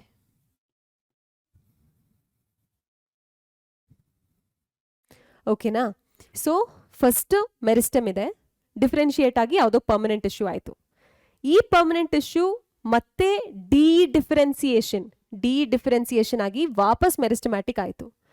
ಮೆರಿಸ್ಟಮ್ಯಾಟಿಕ್ ಆಗಿರೋ ಟಿಶ್ಯೂ ಮತ್ತೆ ಅದಕ್ಕೆ ಯಾವ್ದು ಇಷ್ಟ ಬರುತ್ತೆ ಆ ರೀತಿ ಟಿಶ್ಯೂ ಆಗಿ ರೀಡಿಫರೆನ್ಶಿಯೇಟ್ ಆಗ್ಬೋದು. ಸೊ ಈ ಡಿಫರೆನ್ಶಿಯೇಟ್ ಆಗಿ ಮತ್ತೆ ಮೆರಿಸ್ಟಮ್ ಫಾರ್ಮ್ ಆಗುತ್ತಲ್ಲ, ಅದಕ್ಕೆ ನಾವು ಸೆಕೆಂಡ್ರಿ ಮೆರಿಸ್ಟಮ್ ಅಂತ ಕರಿತೀವಿ. ಅದು ಪ್ಲಾಂಟಲ್ಲಿ ಮುಂಚೆಯಿಂದ ಇರಲ್ಲ, ಸ್ಟಾರ್ಟಿಂಗಿಂದ ಇರಲ್ಲ. ಬಟ್ ಪ್ಲಾಂಟ್ ಎಲ್ಲ ಬೆಳೆದಾದ್ಮೇಲೆ ಪರ್ಮನೆಂಟ್ ಟಿಶ್ಯೂಸ್ ಇಂದ ವಾಪಸ್ ಮೆರಿಸ್ಟಮ್ಯಾಟಿಕ್ ಟಿಶ್ಯೂ ಆಗುತ್ತೆ. ಆ ಟಿಶ್ಯೂಗೆ ನಾವು ಸೆಕೆಂಡರಿ ಮೆರಿಸ್ಟಮ್ ಅಂತ ಕರಿತೀವಿ. ಇದು later part in the life of the plant ಅಲ್ಲಿ ನಾವು ನೋಡ್ಬೋದು, ಶುರುವಿಂದ ಇರಲ್ಲ. ಐ ಹೋಪ್ ನಿಮ್ಗೆ ಇದರಿಂದ ಅರ್ಥ ಆಗಿರ್ಬೋದು ಪ್ರೈಮರಿ ಮತ್ತೆ ಸೆಕೆಂಡರಿ ಟಿಶ್ಯೂಗೆ ಏನ್ ಡಿಫ್ರೆನ್ಸ್ ಅಂತ. Okay, now let's move forward and talk about permanent tissues. ಈವರೆಗೆ ಏನ್ ಕಲ್ತಿದೀವಿ ಅದೆಲ್ಲ ಮೆರಿಸ್ಟಮ್ಯಾಟಿಕ್ ಟಿಶ್ಯೂಸ್ ಬಗ್ಗೆ ಆಯ್ತು. ಇಲ್ಲಿಂದ ನಾವು ಪರ್ಮನೆಂಟ್ ಟಿಶ್ಯೂಸ್ ಬಗ್ಗೆ ಕಲಿತಾ ಹೋಗೋಣ. So the cells that are formed by meristems that become structurally and functionally specialized and lose their ability to divide. These tissues are called permanent tissues. ನಾನು ಆಲ್ರೆಡಿ ಹೇಳ್ದೆ. ಇವಾಗ ನಾವು ಫಾರ್ ಎಕ್ಸಾಂಪಲ್ ಒಂದಷ್ಟು meristematic ಸೆಲ್ಸ್ನ ತಗೊಳ್ಳೋಣ. ಇದು ಕಾನ್ಸ್ಟೆಂಟ್ಲಿ ಡಿವೈಡ್ ಆಗ್ತಾನೆ ಇರುತ್ತೆ. So ಈ ಸೆಲ್ಸ್ ಅಲ್ಲಿ ಒಂದು subset of cells will stop dividing further. They will stop dividing and they will become specialized and take up permanent functions in the plant. ಇಲ್ಲಿ permanent functions ಏನಿರ್ಬೋದು, photosynthesis ಮಾಡೋದಿರ್ಬೋದು, ಅಥವಾ store ಮಾಡೋದಿರ್ಬೋದು, ಅಥವಾ transport ಏನಾದರೂ water ಅಥವಾ minerals ಅಥವಾ ಫುಡ್ನ transport ಮಾಡೋದಿರ್ಬೋದು, ಅಥವಾ mechanical support provide ಮಾಡೋದಿರ್ಬೋದು. ಆ ರೀತಿ ಯಾವುದಾದ್ರೂ ಒಂದು ಫಂಕ್ಷನ್ನ ತಗೊಂಡು ಡಿಫ್ರೆನ್ಶಿಯೇಟ್ ಆಗಿಬಿಡತ್ತೆ. ಸೊ ಇಂಥ ಸೆಲ್ಸ್ಗೆ ಫರ್ದರ್ ಡಿವೈಡ್ ಮಾಡೋದಕ್ಕಾಗಲ್ಲ. And such tissues are called permanent tissues. ಮಿಕ್ಕಿರೋ ಸೆಲ್ಸ್ ಏನಿದೆ ಆ meristematic tissues will continue to divide. ಹಾಗಾಗಿ ಮೆರಿಸ್ಟಮ್ಯಾಟಿಕ್ ಟಿಶ್ಯೂಸ್ ಪರ್ಮನೆಂಟ್ ಟಿಶ್ಯೂಸ್ನ ಫಾರ್ಮ್ ಮಾಡ್ತಾ ಇದ್ರು ಕೂಡ ಮೆರಿಸ್ಟಮ್ಯಾಟಿಕ್ ಟಿಶ್ಯೂಸ್ ಯಾವತ್ತೂ ಖಾಲಿ ಆಗಲ್ಲ. ಯಾಕೆಂದ್ರೆ ಅಲ್ಲಿರೋ ಅಷ್ಟು ಸೆಲ್ ಕೂಡ ಪರ್ಮನೆಂಟ್ ಟಿಶ್ಯೂಸ್ ಆಗ್ಬಿಡಲ್ಲ. One subset of meristematic cells will take up permanent functions and become permanent tissues. But one subset of cells ಇದ್ದೇ ಇರುತ್ತೆ that are constantly undergoing cell division. ಅರ್ಥ ಆಯ್ತಾ? So this is about permanent tissues. ಈ permanent tissues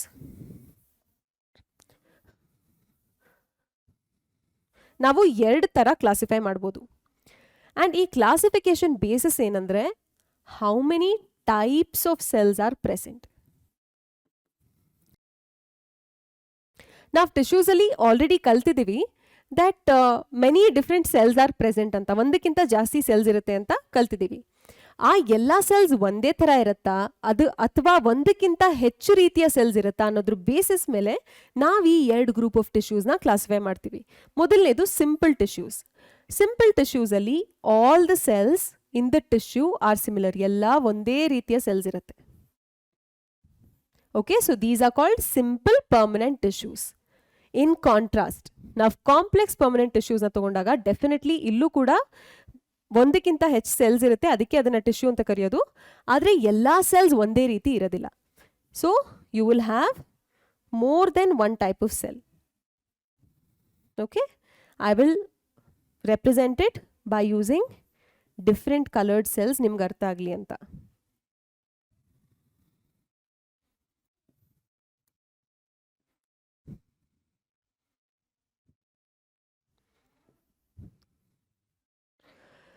ಒಂದು tissue ಅಲ್ಲಿ ಒಂದಕ್ಕಿಂತ ಹೆಚ್ಚು ರೀತಿಯ ಸೆಲ್ಸ್ ಇದ್ದಾಗ ಅದಕ್ಕೆ ನಾವು ಕಾಂಪ್ಲೆಕ್ಸ್ ಪರ್ಮನೆಂಟ್ ಟಿಶ್ಯೂಸ್ ಅಂತ ಕರಿತೀವಿ. ಫಸ್ಟ್ ಪರ್ಮನೆಂಟ್ ಟಿಶ್ಯೂಸ್ ಅಂದ್ರೆ ಏನು? ಅದು ಡಿವಿಷನ್ ಅಬಿಲಿಟಿನ ಲೂಸ್ ಮಾಡ್ಕೊಂಡಿದೆ, ಒಂದು ಸ್ಪೆಷಲೈಸ್ ಆಗಿ ಪರ್ಮನೆಂಟ್ ಫಂಕ್ಷನ್ ನ ತಗೊಂಡ್ಬಿಟ್ಟಿದೆ ಪ್ಲಾಂಟ್ ಅಲ್ಲಿ. ಅದನ್ನ ನಾವು ಇವಾಗ ಫರ್ದರ್ ಕ್ಲಾಸಿಫೈ ಮಾಡ್ತಾ ಇದೀವಿ ಬೇಸ್ಡ್ ಆನ್ ಅದರಲ್ಲಿ ಒಂದೇ ರೀತಿಯ ಸೆಲ್ಸ್ ಇದೆಯಾ ಅಥವಾ ಒಂದಕ್ಕಿಂತ ಹೆಚ್ಚು ರೀತಿಯ ಸೆಲ್ಸ್ ಇದೆಯಾ ಅಂತ. ಸೊ ಮೊದಲನೇದು simple permanent tissues. Tissue has number of cells, ಎಲ್ಲಾನು ಒಂದೇ ತರದ cells. Complex permanent tissues, tissue ಅಲ್ಲಿ ಎಷ್ಟೊಂದು ತರದ ಸೆಲ್ಸ್ ಇದೆ ಆದ್ರೆ ಬೇರೆ ಬೇರೆ ರೀತಿಯ ಸೆಲ್ಸ್ ಇದೆ. Okay, so as you can see, I have represented it using different colors. Okay, so ನಾವೀಗ ಮೊದಲನೇದಾಗಿ ಸಿಂಪಲ್ ಪರ್ಮನೆಂಟ್ ಟಿಶ್ಯೂಸ್ ಬಗ್ಗೆ ಕಲ್ತ್ಕೊಳ್ಳೋಣ. ಸಿಂಪಲ್ ಪರ್ಮನೆಂಟ್ ಟಿಶ್ಯೂಸ್ 3 ರೀತಿ ಇದೆ. ಮೊದಲನೇದು parenchyma, second type is collenchyma and the third type is ಸ್ಕ್ಲೆರೆನ್ಕೈಮಾ.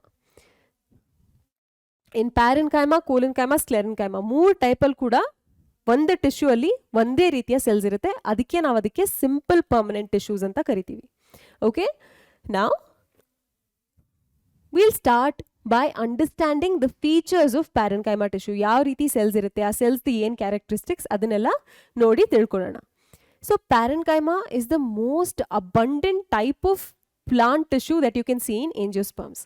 So ಸುಮಾರು parts of the plant ಅಲ್ಲಿ, root ಅಲ್ಲಿ, stem ಅಲ್ಲಿ, ಲೀವ್ಸ್ ಅಲ್ಲಿ, ಫ್ಲವರ್ ಅಲ್ಲಿ ಎಲ್ಲ ಕಡೆ ಕೂಡ ನಾವು ಪ್ಯಾರೆನ್ಕೈಮಾ ನೋಡ್ಬೋದು. ಪ್ಲಾಂಟ್ ಅಲ್ಲಿ ನಾವು ಜಾಸ್ತಿ ಹೆಚ್ಚಾಗಿ ಪ್ಯಾರೆನ್ಕೈಮಾ ಟಿಶ್ಯೂನೇ ನೋಡೋದು. That is why we say it is the most abundant type of tissue that we see in plants. Okay, ಆಮೇಲೆ this forms a major component within organs. Like I already mention, ನೀವು root ತಗೊಂಡ್ರು, stem ತಗೊಂಡ್ರು, ಹಾಗೇನೆ ಲೀಫ್ನ consider ಮಾಡಿದ್ರು ಕೂಡ ಇದೆಲ್ಲ organs of the plant ಅಲ್ಲಿ ನಾವು ಪ್ಯಾರೆನ್ಕೈಮಾನ ನೋಡ್ತೀವಿ. ನಾವು ನೆಕ್ಸ್ಟ್ ಕ್ಲಾಸಲ್ಲಿ ಹೋಗ್ತಾ ಹೋಗ್ತಾ ಹೆಂಗೆ ಪ್ಲಾಂಟ್ ಒಳಗಡೆ ಏನೇನು ಟಿಶ್ಯೂಸ್ ಇದೆ ಅಂತೆಲ್ಲ ಕಲಿಯುವಾಗ ನಿಮ್ಗೆ ಇನ್ನೂ ಕ್ಲಿಯರ್ ಆಗಿ ಗೊತ್ತಾಗುತ್ತೆ ಎಷ್ಟು ಕಡೆ ಎಷ್ಟು ಅಬಂಡೆಂಟ್ ಆಗಿ ಪ್ಯಾರೆನ್ಕೈಮಾ ಇದೆ ಅಂತ. ಓಕೆ, ನಾವು let's move on to the next point. It is generally isodiametric. Iso ಅಂದ್ರೆ ಏನು? ಜನರಲ್ ಆಗಿ ಐಸೋ ಅಂದ್ರೆ ಸಿಮಿಲರ್ ಅಥವಾ ಸೇಮ್ ಅಂತ. Diametric obviously talks about diameter. So ಈ ಸೆಲ್ಸ್ ಅಲ್ಲಿ ನೀವು ನೋಡಿದ್ರೆ ಸುಮಾರು ನಿಯರ್ಲಿ ಸೇಮ್ ಡಯಾಮೀಟರ್ಸ್ ಇರುತ್ತೆ. ಸೊ ಈ ಲೆಂತ್ನ ನೀವು ನೋಡಿದ್ರೆ ಡಯಾಮೀಟರ್ ಎನಿ ಸೈಡಿಂದ ಸೇಮ್ ಆಗೇ ಇರುತ್ತೆ ಅಥವಾ ಸುಮಾರು ಹತ್ರದಲ್ಲೇ ಇರುತ್ತೆ, ತುಂಬ ಡಿಫ್ರೆನ್ಸ್ ಏನಿರಲ್ಲ. ಅಂಥ ಸೆಲ್ಸ್ಗೆ ನಾವು ಐಸೋ ಡಯಾಮೆಟ್ರಿಕ್ ಸೆಲ್ಸ್ ಅಂತ ಕರಿತೀವಿ. ನೆಕ್ಸ್ಟ್ ಅದ್ರ ಶೇಪ್, ಯಾವ ರೀತಿ ಶೇಪ್ಸ್ನ ನಾವು ನೋಡ್ಬೋದು ಪ್ಯಾರೆನ್ಕೈಮಾಲಿ.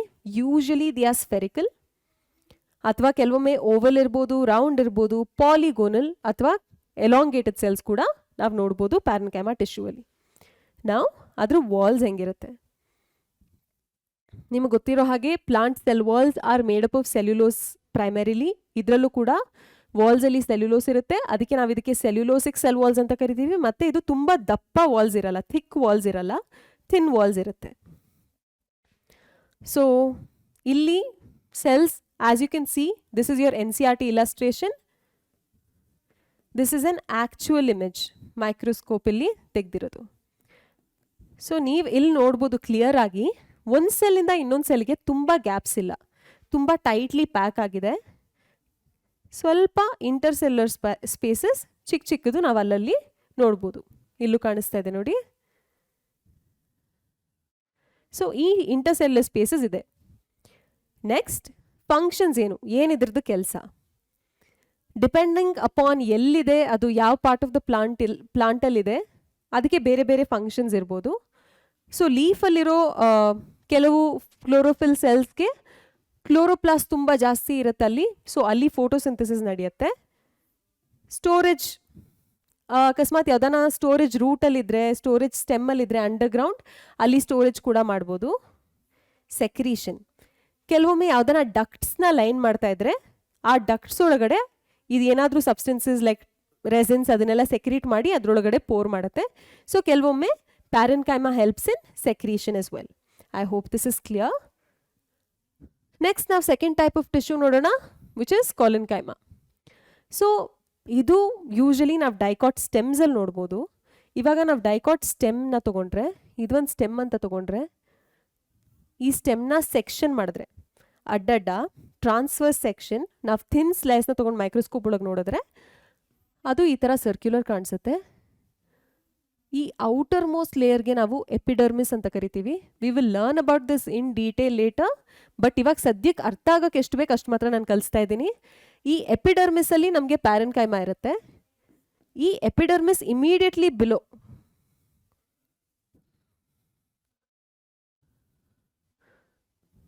ನಾವು ಕೋಲನ್ಕೈಮಾ ನೋಡ್ಬೋದು. ಓಕೆ, ಸೊ ಕೋಲನ್ಕೈಮಾ ಎಲ್ಲಿರುತ್ತೆ? ಡೈಕಾಟ್ ಪ್ಲಾಂಟ್ಸ್ ಅಲ್ಲಿ ಇರುತ್ತೆ. Epidermis which is the outermost layer of all plant parts, stems ಅಲ್ಲಿ ಎಪಿಡರ್ಮಿಸ್ಗೆ ಜಸ್ಟ್ ಕೆಳಗಡೆ ನಾವು ಕೋಲನ್ಕೈಮಾನ ನೋಡ್ಬೋದು. So it is either found as a homogeneous layer or in patches. ಇಲ್ಲ, ಇದು ಕಂಟಿನ್ಯೂಸ್ ಆಗಿ ಒಂದೇ ಲೇಯರ್ ರೀತಿ ಇರ್ಬೋದು, ಅಥವಾ ಕೆಲವೊಮ್ಮೆ ಪ್ಯಾಚಸ್ ಅಲ್ಲಿ ಕೂಡ ನಾವು ನೋಡ್ಬೋದು. ಹಿಯರ್ ನಾನು ಪ್ರೀವಿಯಸ್ಲಿ ಹೇಳಿದೆ parenchyma cells are thin walled ಅಂತ, ಥಿನ್ ವಾಲ್ಡ್ ಸೆಲ್ಯುಲೋಸಿಕ್. ಕೋಲನ್ಕೈಮಾ ಸೆಲ್ಸ್ದು function is to provide mechanical support, ಹಾಗಾಗಿ ಅದ್ರ ವಾಲ್ ಸ್ವಲ್ಪ ಥಿಕ್ಕಾಗೇ ಇರಬೇಕು. ಸೊ ಈ ಸೆಲ್ಸಲ್ಲಿ cell walls are thickened in specific regions. ಇವಾಗ ಇದೊಂದು ಸೆಲ್ ಅಂತ ತಗೊಂಡ್ರೆ ಕೋಲನ್ಕೈಮಾ ಸೆಲ್ಸ್ ಅಂದರೆ ನಾವು ಈ ಸೆಲ್ ವಾಲ್ ಎಂಟೈರ್ಲಿ ಯೂನಿಫಾರ್ಮ್ ಆಗಿ ಥಿಕ್ಕಾಗಿರಲ್ಲ, ಈ ರೀತಿ ಇರಲ್ಲ. ಕೆಲವೊಂದು ಸ್ಪೆಸಿಫಿಕ್ ರೀಜನ್ಸಲ್ಲಿ ಮಾತ್ರ ಥಿಕ್ ಇರುತ್ತೆ. For example you can see that in this illustration. So ಈ ಒಂದು ಸೆಲ್ನ ನಾವು ಕನ್ಸಿಡರ್ ಮಾಡಿದ್ರೆ ಈ ಕಾರ್ನರ್ಸ್ ಅಲ್ಲಿ ಮಾತ್ರ ನಮಗೆ ಥಿಕ್ನಿಂಗ್ಸ್ ಕಾಣಿಸ್ತಾ ಇದೆ.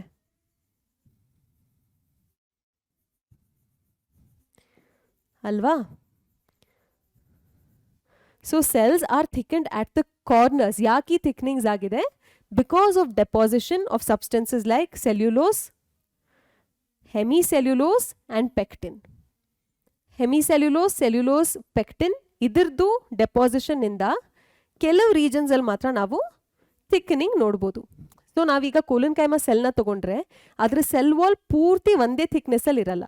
ಕೆಲವೊಂದು ಕಡೆ ಥಿನ್ ಆಗಿರುತ್ತೆ, ಕೆಲವೊಂದು ಕಡೆ ಥಿಕ್ ಆಗಿರುತ್ತೆ. ಈ ಎಕ್ಸಾಂಪಲ್ ನಾವೇನು ತಗೊಂಡಿದ್ದೀವಿ, ಇಲ್ಲಿ ನಾವು ಕಾರ್ನರ್ಸ್ ಅಲ್ಲಿ ನೋಡ್ಬೋದು that it is thicker compared to the other parts here. So uniform thickness cell wall ಅಲ್ಲಿ ಇರೋದಿಲ್ಲ. Shape, it can be oval, spherical or polygonal. More often than not ನಾವು ಕ್ಲೋರೋಪ್ಲಾಸ್ಟ್ನ ಕೋಲನ್ಕೈಮಾ ಟಿಶ್ಯೂ ಅಲ್ಲಿ ನೋಡ್ಬೋದು. ಹಾಗೆಯೇ ಇಲ್ಲಿ ಇಂಟರ್ಸೆಲ್ಯುಲರ್ ಸ್ಪೇಸಸ್ ಆಬ್ಸೆಂಟ್. ಪ್ರೀವಿಯಸ್ಲಿ ನಾವು parenchyma ನೋಡಿದ್ವಿ, ತುಂಬ ಟೈಟ್ಲಿ ಅರೇಂಜ್ ಆಗಿದೆ, ಬಟ್ ಚಿಕ್ಕ ಚಿಕ್ಕ ಇಂಟರ್ಸೆಲ್ಯುಲರ್ ಸ್ಪೇಸಸ್ ಇರುತ್ತೆ ಅಂತ. ಬಟ್ ಇಲ್ಲಿ ನೀವು ನೋಡ್ಬೋದು absolutely no intercellular space here. ಇದೆಲ್ಲ ಸೆಲ್ಸ್ ನೀವು ನೋಡ್ತಾ ಇರೋದಿಲ್ಲಿ. ನೀವು ನೋಡಿ ಹೇಗೆ ಥಿಕ್ನಿಂಗ್ಸ್ ಕಾಣಿಸುತ್ತೆ ಅಂತ. ಈ ಎರಡು ಸೆಲ್ಸ್ ಮಧ್ಯ ಈ ಎಲ್ಲ regions are thickenings of the cell wall. Okay, ನಿಮ್ಗೆ ಕಾಣಿಸ್ತಾ ಇರೋ ಹಾಗೆ there is no intercellular spaces absolutely. So ಇದ್ರದ್ದು ಫಂಕ್ಷನ್ ಏನು? It provides mechanical support. ನಾನು ಆಲ್ರೆಡಿ ಹೇಳಿದ್ದೀನಿ. ಯೂಶಲಿ ನಾವು ಇದನ್ನು ಎಳೆದಾಗಿರೋ ಸ್ಟೆಮ್ಸಲ್ಲಿ ಮತ್ತು petiole which is the stalk of the leaf, ಅಲ್ಲಿ ಇದನ್ನು ನಾವು ಡೈಕಾಟ್ ಪ್ಲಾಂಟ್ಸಲ್ಲಿ ನೋಡ್ಬೋದು. Okay, now we'll talk about the third type of simple permanent tissue, which is sclerenchyma. So sclerenchyma, as opposed to parenchyma and collenchyma, parenchyma ಮತ್ತು collenchyma ಎರಡರಲ್ಲೂ nucleus ಇದೆ, cytoplasm ಇದೆ, they are living cells. But sclerenchyma is dead. Okay, so these are dead cells.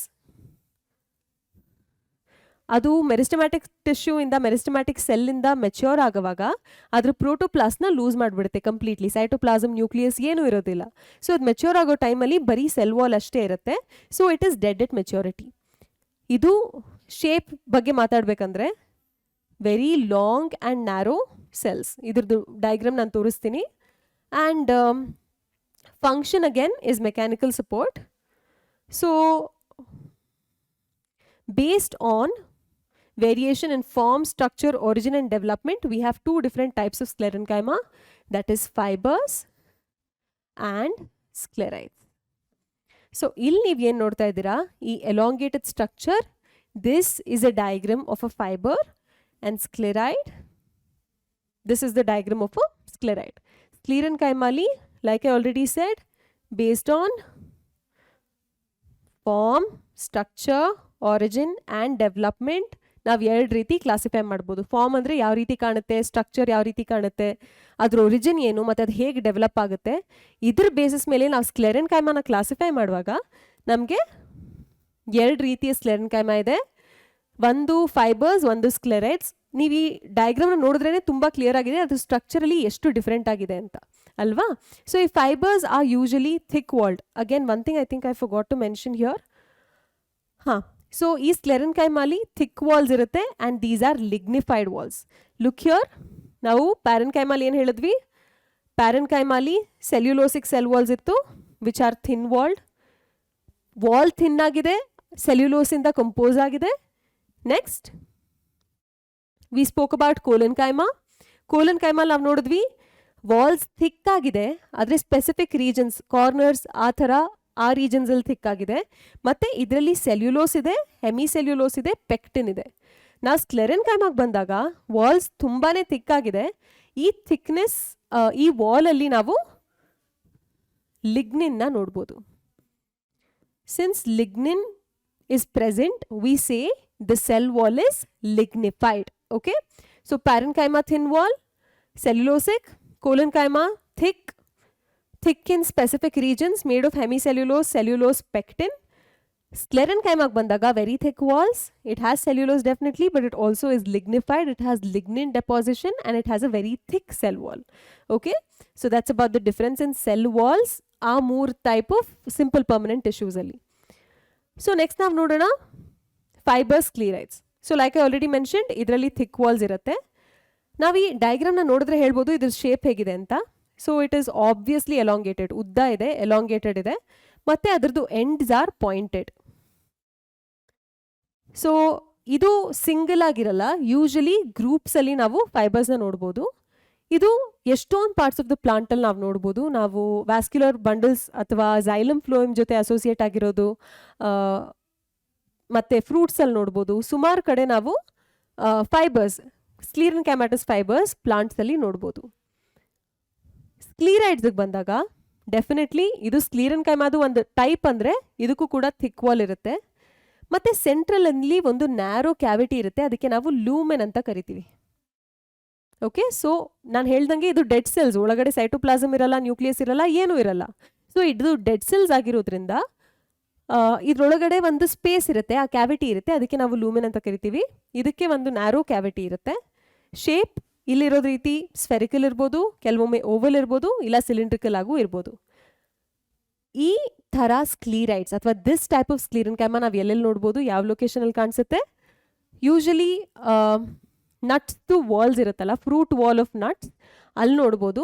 Pulp of guava, pear and sapota. ನೀವು ಈ ಫ್ರೂಟ್ಸ್ದೆಲ್ಲ pulp ತಿಂದಾಗ ನಿಮ್ಗೊಂಥರ granular texture feel ಆಗುತ್ತಲ್ಲ, ಆ texture is because of the presence of these sclereids only. Okay, next legumes like peas, beans, ಇದ್ರದ್ದೆಲ್ಲ seed coat ಅಥವಾ ಸೀಡ್ಸಲ್ಲಿರೋ ಹೊರಗಡೆ ಸಿಪ್ಪೆ ಇರುತ್ತಲ್ಲ, ಅಲ್ಲಿ ಕೂಡ ನಾವು ಸ್ಕ್ಲೀರೈಡ್ಸ್ನ ನೋಡ್ಬೋದು. ಹಾಗೆಯೇ ಟೀ ಲೀವ್ಸಲ್ಲಿ ಕೂಡ ಸ್ಕ್ಲೀರೈಡ್ಸ್ ಪ್ರೆಸೆಂಟ್ ಇರುತ್ತೆ. ನೆಕ್ಸ್ಟ್ ನಾವು ಇಷ್ಟವರೆಗೂ ಸಿಂಪಲ್ ಪರ್ಮನೆಂಟ್ ಟಿಶ್ಯೂಸ್ ಬಗ್ಗೆ ಕಲ್ತಿದ್ದೀವಿ. Started with parenchyma, then collenchyma, then sclerenchyma. So simple permanent tissues ಮುಗೀತು. ನಾವು will talk about complex permanent tissues. So ಈ ಕಾಂಪ್ಲೆಕ್ಸ್ ಪರ್ಮನೆಂಟ್ ಟಿಶ್ಯೂಸ್ 2 ರೀತಿ. ಫಸ್ಟ್ ಮತ್ತೊಂದು ಸತಿ ನೆನಪಿಸ್ಬಿಡ್ತೀನಿ, ಕಾಂಪ್ಲೆಕ್ಸ್ ಪರ್ಮನೆಂಟ್ ಟಿಶ್ಯೂಸ್ ಅಂದರೆ ಒಂದಕ್ಕಿಂತ ಹೆಚ್ಚು ರೀತಿಯ ಸೆಲ್ಸ್ ಇರುತ್ತೆ.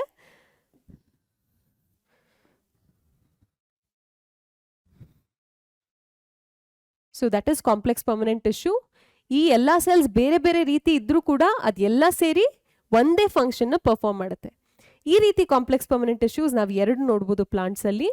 ಮೊದಲನೇದು ಝೈಲಮ್, ಎರಡನೇದು ಫ್ಲೋಯಮ್. ನಿಮ್ಗೆ ಗೊತ್ತಿರೋ ಹಾಗೆ both of them are involved in conduction.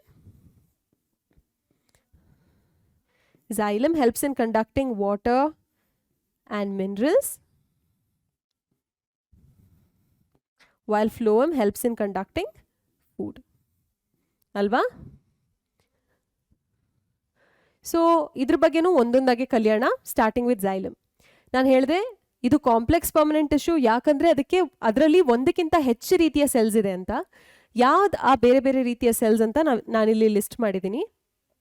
Like I already said, ಇದ್ರದ್ದು ಫಂಕ್ಷನ್ ಏನಂದರೆ conduction of water and minerals. It provides mechanical support and strength also. ಮತ್ತು ಇದರಲ್ಲಿ 4 ರೀತಿಯ ಎಲಿಮೆಂಟ್ ಇರುತ್ತೆ. They are tracheids, vessels, xylem fibres and xylem parenchyma. ಒಂದಾಗೊಂದು ಕಲಿಯೋಣ. ಟ್ರ್ಯಾಕೀಡ್ಸಿಂದ ಶುರು ಮಾಡೋಣ. ಟ್ರೇಕೀಡ್ಸ್ ಇದನ್ನ ನೋಡಿದ್ರೆ ಸ್ವಲ್ಪ ಸ್ಕ್ಲೆರೆನ್ಕೈಮಾ ಫೈಬರ್ಸ್ ಥರನೇ ಕಾಣಿಸುತ್ತೆ ಅಲ್ವಾ. So these R elongated tube like cells. Elongated ಅಂದರೆ ಉದ್ದ ಇದೆ, ಟ್ಯೂಬ್ ರೀತಿಯ ಸೆಲ್ಸ್. ಇವಾಗ ನಾವು ವಾಟರ್ ಟ್ರಾನ್ಸ್ಪೋರ್ಟ್ ಅದ್ರ ಮೂಲಕ ಆಗಬೇಕಂತ ನಾವು ಎಕ್ಸ್ಪೆಕ್ಟ್ ಮಾಡಿದ್ರೆ, ಅಥವಾ ಈ ರೀತಿಯ ಸ್ಟ್ರಕ್ಚರ್ಸಿಂದ ವಾಟರ್ ಟ್ರಾನ್ಸ್ಪೋರ್ಟ್ ಆಗುತ್ತೆ ಅಂದರೆ ಅದು ಆಬ್ವಿಯಸ್ಲಿ ಟ್ಯೂಬ್ ಥರ ಇರಬೇಕಲ್ವಾ. ಆವಾಗಲೇ ಅದು ವಾಟರ್ನ ಟ್ರಾನ್ಸ್ಪೋರ್ಟ್ ಮಾಡೋದಕ್ಕೆ ಸಾಧ್ಯ. ಸೊ ಈ ವಾಟರ್ ಟ್ರಾನ್ಸ್ಪೋರ್ಟ್ ಮಾಡುವಂಥ xylem ಟ್ರೆಕೀಡ್ಸ್ ಕೂಡ ಟ್ಯೂಬ್ ಥರ ಇರುತ್ತೆ, ಉದ್ದ ಇರುತ್ತೆ. So they are thick and lignified walls. Remember, ಇದರಲ್ಲಿ ಕೂಡ walls are very thick and they are lignified. Tapering ends ಅಂದರೆ ಮಧ್ಯದಲ್ಲಿ ಅಗಲ ಇರುತ್ತೆ, ಎಂಡ್ಗೆ ಹೋಗ್ತಾ ಹೋಗ್ತಾ ಪಾಯಿಂಟೆಡ್ ಆಗುತ್ತೆ. ಅದಕ್ಕೆ ನಾವು ಟೇಪರಿಂಗ್ ಎಂಡ್ಸ್ ಅಂತ ಕರಿತೀವಿ. Even this is dead cells similar to sclerenchyma. Maturity ಅಲ್ಲಿ ಇದರಲ್ಲಿ ಪ್ರೋಟೋಪ್ಲಾಸಮ್ ಏನೂ ಇರೋದಿಲ್ಲ. ಸೊ ಇದನ್ನು ನಾವು ಸೆಲ್ ವಾಲ್ ಅಂತ ತಗೊಂಡ್ರೆ, ಇದು ಒಂದು ಸೆಲ್, ಇದ್ರ ಇನ್ನರ್ ವಾಲ್ ಅಂತ ತಗೊಂಡ್ರೆ, ಈ ಇನ್ನರ್ ವಾಲಲ್ಲಿ ಥಿಕ್ಕನಿಂಗ್ಸ್ ಇರುತ್ತೆ. ಈ inner wall thickenings can vary in form. ಬೇರೆ ಬೇರೆ ಟ್ರೆಕೀಡ್ಸಲ್ಲಿ ಬೇರೆ ಬೇರೆ ರೀತಿಯ ಥಿಕ್ಕನಿಂಗ್ಸ್ನ ನಾವು ನೋಡ್ಬೋದು ಇನ್ ದಿ ಇನ್ನರ್ ವಾಲ್. ನಾವು ಯಾಕೆ ಇನ್ನರ್ ವಾಲ್ ಥಿಕ್ಕನಿಂಗ್ ಹೇಳ್ತೀವಿ ಅಂದರೆ, ಇವಾಗ ಸ್ಟಾರ್ಟಿಂಗಲ್ಲಿ ಒಂದು ಸೆಲ್ ಇರುತ್ತೆ, ಇದಕ್ಕೊಂದು ಸೆಲ್ ವಾಲ್ ಇರುತ್ತೆ, ಅದರೊಳಗಡೆ ಸೆಲ್ ಮೆಂಬ್ರೇನ್ ಇರುತ್ತೆ. ಸೊ ಈ ವಾಲ್ ಥಿಕ್ ಆಗಬೇಕಂದ್ರೆ ಆಚೆ ಕಡೆಯಿಂದ ಮೆಟೀರಿಯಲ್ ಬರಲ್ಲ, ಈ ಸೆಲ್ ಒಳಗಡೆ ಇರೋ ಸಬ್ಸ್ಟೆನ್ಸಸ್ಸೇ ಸೆಕ್ರೀಟ್ ಮಾಡೋದು. ಸೊ ಇದು ಸೆಲ್ ವಾಲ್, ಇದ್ರೊಳಗಡೆ ಇರೋದು ಸೆಲ್ ಮೆಂಬ್ರೇನ್. ಅಂದರೆ ಇದ್ರೊಳಗಡೆ ಏನು ಸಬ್ಸ್ಟೆನ್ಸಸ್ ಇರುತ್ತೆ, ಏನು ಕಾಂಪೊನೆಂಟ್ಸ್ ಇರುತ್ತೆ, ಅದೇ ಈ ಸೆಲ್ ವಾಲ್ಗೆ ಏನು ಬೇಕು ಅದನ್ನ ಸೆಕ್ರೀಟ್ ಮಾಡೋದು. ಸೊ ಏನೇ ಹೊಸದಾಗಿ ಸೆಲ್ ವಾಲ್ ಥಿಕ್ ಆದರೂ ಕೂಡ ಅದು ಒಳಗಡೆಯಿಂದನೇ ಆಗೋದು. ಆಚೆ ಕಡೆಯಿಂದ ಯಾರೂ ಮೆಟೀರಿಯಲ್ ಡೆಪಾಸಿಟ್ ಮಾಡಲ್ಲ ಸೆಲ್ ವಾಲ್ ಮೇಲ್ಗಡೆ. ಸೊ ಈ ಪ್ರೋಟೋಪ್ಲಾಸ್ಟ್ ಏನು ಸೆಲ್ ವಾಲ್ ಕಾಂಪೊನೆಂಟ್ಸ್ನ ಪ್ರೊಡ್ಯೂಸ್ ಮಾಡುತ್ತೆ, ಅದು ಒಳಗಡೆಯಿಂದನೇ ಥಿಕ್ ಆಗ್ತಾ ಹೋಗುತ್ತೆ, ಹೊರಗಡೆಯಿಂದ ಆಗೋದಕ್ಕಾಗೋದಿಲ್ಲ. ಓಕೆ, ಸೊ ಅದಕ್ಕೆ ನಾವು ಹೇಳೋದು inner layers of the cell walls have thickenings which vary in form ಅಂತ. ಸೊ ಏನೇ ಥಿಕ್ಕನಿಂಗ್ ಆದರೂ ಸೆಲ್ ವಾಲ್ ಅದು ಹೊರಗಡೆಯಿಂದ ಥಿಕ್ ಆಗ್ತಾ ಹೋಗಲ್ಲ, ಆ ಮೆಟೀರಿಯಲ್ಸ್ ಎಲ್ಲ ಡೆಪಾಸಿಟ್ ಆಗೋದು ಒಳಗಡೆಯಿಂದಾನೆ. ಓಕೆ, ಸೊ ನಾವಿವಾಗ next we'll talk about vessels. Vessels are very, very important when it comes to flowering plants or angiosperms. In fact, this is the characteristic feature.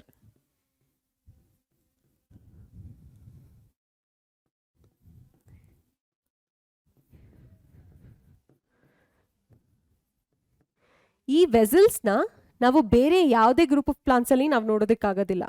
ನಾವು ಏಂಜಿಯೋಸ್ಪರ್ಮ್ಸ್ ಅಥವಾ pteridophytes which also have vascular bundles, ಆ ಪ್ಲಾಂಟ್ಸ್ನ consider ಮಾಡಿದರೆ ಅಲ್ಲಿ ನಮಗೆ vessels ಕಾಣಿಸಲ್ಲ. Usually transport ಆಗೋದು ಟ್ರೇಕೀಡ್ಸಿಂದ.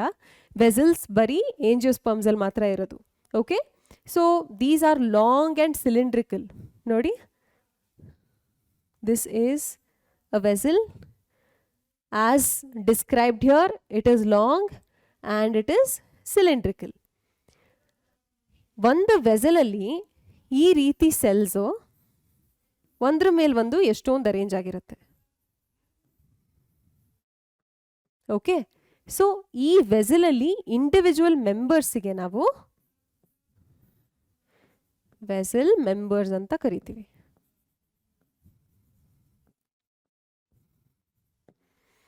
So similar to ಟ್ರೆಕೀಡ್ಸ್, ಇದರಲ್ಲೂ ಕೂಡ ಲಿಗ್ನಿಫೈಡ್ ವಾಲ್ಸ್ ಇರುತ್ತೆ. ಹಾಗೆಯೇ ಒಂದು ಸೆಂಟ್ರಲ್ ಕ್ಯಾವಿಟಿ ಇರುತ್ತೆ, ದೊಡ್ಡದಾದ ಸೆಂಟ್ರಲ್ ಕ್ಯಾವಿಟಿ ಇರುತ್ತೆ. ಆ ಕ್ಯಾವಿಟಿ ಮೂಲಕನೇ ವಾಟರ್ ಟ್ರಾನ್ಸ್ಪೋರ್ಟ್ ಆಗೋದು. ಓಕೆ, ಮತ್ತು again these are dead cells that are devoid of protoplasm. ಇವಾಗ ಒಂದು ಸೆಲ್ಲಿಂದ ಇನ್ನೊಂದು ಸೆಲ್ ಮಧ್ಯ ಪರ್ಫೋರೇಷನ್ಸ್ ಇರುತ್ತೆ. ಸೊ ಈ ಸೆಲ್ ಇವಾಗ ನಾವು ಸೆಲ್ ನಂಬರ್ 1 ಸೆಲ್ ನಂಬರ್ 2ನ ಕನ್ಸಿಡರ್ ಮಾಡಿದ್ರೆ ಈ ವಾಲ್ ಆಫ್ ದ ಸೆಲ್ ಇದೆರಡಕ್ಕೂ ಕಾಮನ್ ಅಲ್ವಾ. ಸೊ ಈ ಕಾಮನ್ ವಾಲ್ಸಲ್ಲಿ ಪರ್ಫೋರೇಷನ್ಸ್ನ ನೋಡ್ಬೋದು. ಅಂದರೆ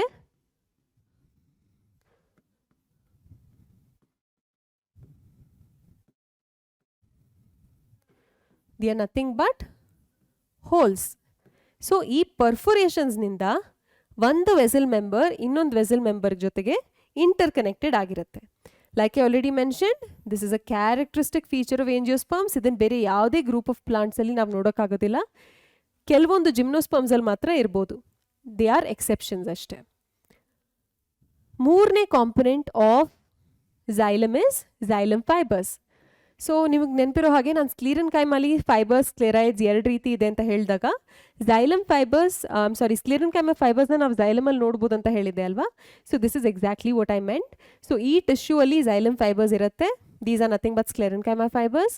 they are highly thickened walls and obliterated central lumen. ಇದರ ಅರ್ಥ ಏನಂದರೆ, ಸೊ ಇದು ಡೆಡ್ ಸೆಲ್ಸ್ ಆಗಿರೋದ್ರಿಂದ ಈ ಸೆಲ್ಸ್ ಒಳಗಡೆ, ಇದು ಒಂದು ಸೆಲ್ ಅಂತ ಕನ್ಸಿಡರ್ ಮಾಡೋಣ.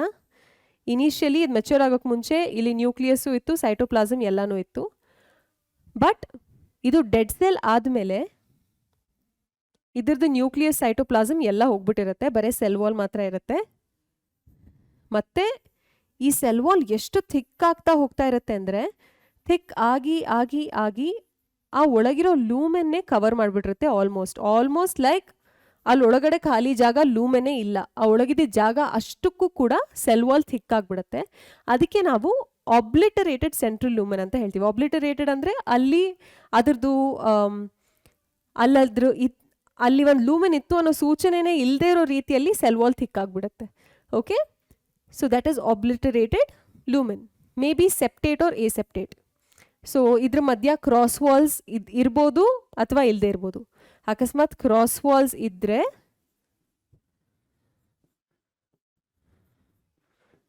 ಅದಕ್ಕೆ ನಾವು ಸೆಪ್ಟೇಟ್ ಅಂತ ಕರಿತೀವಿ. If cross walls are absent then we call it aseptate. Cross walls ಅಂದರೆ ಎರಡು ಫೈಬರ್ಸ್ ಪಕ್ಕ ಪಕ್ಕ ಇರೋವಾಗ ಅಥವಾ ಒಂದ್ರ ಮೇಲೆ ಒಂದಿರೋವಾಗ ಅದ್ರ ಎರಡರ ಮಧ್ಯ ವಾಲ್ ಇರುತ್ತಲ್ವಾ, ಆ ವಾಲ್ ಇದ್ದರೆ ಅದಕ್ಕೆ ಸೆಪ್ಟೇಟ್ ಅಂತ ಕರಿತೀವಿ. ಅದಿಲ್ಲ ಅಂದರೆ ಎಸೆಪ್ಟೇಟ್ ಅಂತ ಕರಿತೀವಿ. So last component in xylem is xylem parenchyma. ನಾವು ಈವರೆಗೆ 3 ಅದರ್ ಕಾಂಪೊನೆಂಟ್ಸ್ನ ನೋಡಿದ್ದೀವಿ, ಅಥವಾ 3 ಅದರ್ ಟೈಪ್ಸ್ ಆಫ್ ಸೆಲ್ಸ್ನ ನೋಡಿದ್ದೀವಿ ಝೈಲಮಲ್ಲಿ. Xylem tracheids, xylem trachea and xylem fibres. ಇದು 3 ಕೂಡ dead. Only xylem parenchyma is the living cell that you can see in xylem. So ಈ 3, ಇದಕ್ಕೆ ಮುಂಚೆ ನೋಡಿರೋ 3 ಟೈಪ್ಸ್ ಆಫ್ ಸೆಲ್ಸ್ ಡೆಡ್ ಆಗಿ ಅಷ್ಟು ಥಿಕ್ ವಾಲ್ಸ್ ಇರೋದ್ರಿಂದ it can provide mechanical support to the plant along with helping in conduction of water and minerals. Okay, so for a change, xylem alli parenchyma ide, living cell, and it has thin wall, which is a characteristic feature of parenchyma cells, and cell wall contains cellulose. So xylem alli idra function ಏನಂದ್ರೆ, it stores food materials in the form of starch, fat or tannins. So illide ನಿಮಗೆ illustration. Final ಆಗಿ ಎಲ್ಲಾನು ಒಟ್ಟಿಗೆ ಇದ್ರೆ xylem ಈ ರೀತಿ ಕಾಣುತ್ತೆ. This is the actual xylem tissue. ಈ ಝೈಲಮ್ ಟಿಶ್ಯೂ ಅಲ್ಲಿ ಬೇರೆ ಬೇರೆ ರೀತಿಯ ಸೆಲ್ಸ್ ಹೀಗೆ ಅರೇಂಜ್ ಆಗಿರುತ್ತೆ. ಸೊ ಇಲ್ಲಿ ನಾವು ನೋಡ್ಬೋದು tracheids, which are elongated cells, thin and long with tapering ends.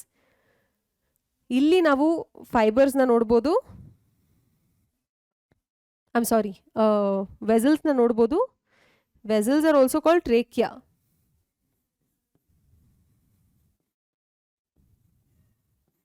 So ವೆಸಲ್ಸ್ನ ನೋಡ್ಬೋದು, ವೆರಿ ವೈಡ್ ಸಿಲಿಂಡ್ರಿಕಲ್ ಸೆಲ್ಸ್. ಹಾಗೆಯೇ ಮೂರನೇದು ನಾವೇನು ಕಲ್ತ್ವಿ, ಫೈಬರ್ಸ್. ಇಲ್ಲಿದೆ, ಮತ್ತು parenchyma. So you can see parenchyma here. So ಈ 4 ಕಾಂಪೊನೆಂಟ್ ಒಟ್ಟಿಗೆ ಈ ರೀತಿ ಅರೇಂಜ್ ಆಗಿರುತ್ತೆ ಝೈಲಮ್ ಟಿಶ್ಯೂ ಅಲ್ಲಿ. ಓಕೆ, ಇಲ್ಲಿ ಒಂದಕ್ಕಿಂತ ಹೆಚ್ಚು ರೀತಿಯ ಸೆಲ್ಸ್ ಇರೋದ್ರಿಂದ ನಾವು ಝೈಲಮ್ನ ಕಾಂಪ್ಲೆಕ್ಸ್ ಪರ್ಮನೆಂಟ್ ಟಿಶ್ಯೂ ಅಂತ ಕರಿತೀವಿ. Now let's move on to the second type of complex permanent tissue. Oh wait, before that, primary xylem, secondary xylem ಅಂತ ಇರುತ್ತೆ. ನಾನು ಪ್ರೈಮರಿ ಮೆರಿಸ್ಟಮ್, ಸೆಕೆಂಡರಿ ಮೆರಿಸ್ಟಮ್ ಅಂದರೆ ಏನಂತ ಆಲ್ರೆಡಿ ಹೇಳಿದೆ ಅಲ್ವಾ. ಸೊ ಇದು ಅದೇ ರೀತಿನೇ. ಪ್ರೈಮರಿ xylem ಅಂದರೆ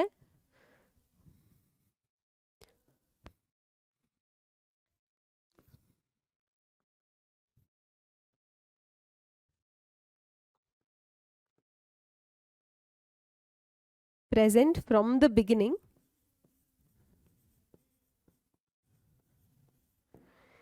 ಸೆಕೆಂಡರಿ ಝೈಲಮ್ ಅಂದರೆ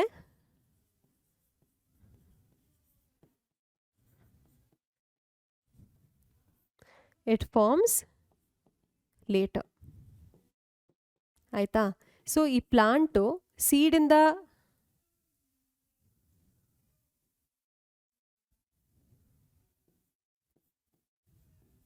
ಓಕೆ. ಸೊ ಫಸ್ಟ್ ಸೀಡಿಂದ ಏನು ಪ್ಲಾಂಟ್ ಜರ್ಮಿನೇಟ್ ಆಗುತ್ತೆ, ಅದರಲ್ಲಿ ಒಂದು ಪ್ಲಾಂಟ್ ಫಾರ್ಮ್ ಆಗುತ್ತಲ್ಲ, ಪ್ರೈಮರಿ ಪ್ಲಾಂಟ್ ಬಾಡಿ. ಅದರಲ್ಲಿ ಝೈಲಮ್ ಫ್ಲೋಯಮ್ ಏನಿದೆ ಅದಕ್ಕೆ ನಾವು ಪ್ರೈಮರಿ ಝೈಲಮ್, ಪ್ರೈಮರಿ ಫ್ಲೋಯಮ್ ಅಂತ ಕರಿತೀವಿ. ನಾನು ನಿಮ್ಗೆ ಹೇಳ್ದಂಗೆ ಕೆಲವೊಮ್ಮೆ ಡಿಫ್ರೆನ್ಶಿಯೇಷನ್ ಆಗಿ ಮತ್ತೆ ಮೆರಿಸ್ಟೆಮ್ ಆಗಿ ಮತ್ತೆ ಏನಾದರೂ ಚೇಂಜ್ ಆಗುತ್ತೆ ಅಂತ ಅಲ್ವಾ. ಸೊ ಆ ರೀತಿ ಫಾರ್ಮ್ ಆಗಿರೋ ಝೈಲಮ್ ಮತ್ತು ಫ್ಲೋಯಮ್ಗೆ ನಾವು ಸೆಕೆಂಡ್ರಿ ಝೈಲಮ್, ಸೆಕೆಂಡ್ರಿ ಫ್ಲೋಯಮ್ ಅಂತ ಹೇಳ್ತೀವಿ. ಅದು ಲೇಟರ್ ಇನ್ ಲೈಫ್ ಕೆಲವೊಂದು ಪ್ಲಾಂಟ್ಸಲ್ಲಿ ಮಾತ್ರ ಫಾರ್ಮ್ ಆಗುತ್ತೆ, ಎಲ್ಲ ಪ್ಲಾಂಟ್ಸಲ್ಲೂ ನಾವು ಅದನ್ನ ನೋಡಲ್ಲ. ಓಕೆ. ಸೊ ಫಸ್ಟ್ನಿಂದ ಇರೋ ಝೈಲಮ್ಗೆ ನಾವು ಪ್ರೈಮರಿ ಝೈಲಮ್ ಅಂತ ಕರಿತೀವಿ. ಈ ಪ್ರೈಮರಿ ಝೈಲಮಲ್ಲಿ ಏನು ವೆಸಲ್ಸ್ ಇರುತ್ತೆ ಅದರದ್ದು width, let me use a different colour. ನೋಡಿ, ಕೆಲವೊಂದು ಅಗಲ ಜಾಸ್ತಿ ಇದೆ, ಕೆಲವೊಂದು ವಿಡ್ತ್ ಕಡಿಮೆ ಇದೆ. ಸೊ ಇದು ವಿಡ್ತ್ ವೇರಿಯಬಲ್ ಇದೆ. ಇದು primary xylem. Okay. So primary ಝೈಲಮಲ್ಲಿ ಝೈಲಮ್ ಕಾಂಪೊನೆಂಟ್ಸ್ ಇದೆ, ಎಷ್ಟೊಂದು ಟ್ರೆಕೀಡ್ಸ್ ಇದೆ, ಟ್ರೇಕಿಯಾ ಇದೆ, ಎಲ್ಲನೂ ಇದೆ. ನಾವಿವಾಗ ಒಂದು ಪ್ರೈಮರಿ ಪ್ಲಾಂಟ್ ಬಾಡಿನ ತಗೊಂಡು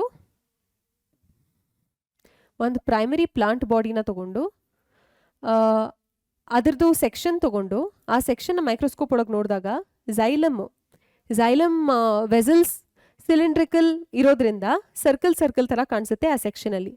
ಅದನ್ನ ನೋಡಿದಾಗ ಕೆಲವೊಂದು ಸರ್ಕಲ್ಸ್ ಚಿಕ್ಕದಾಗಿರುತ್ತೆ, ಕೆಲವೊಂದು ಸರ್ಕಲ್ಸ್ ದೊಡ್ಡದಿರುತ್ತೆ.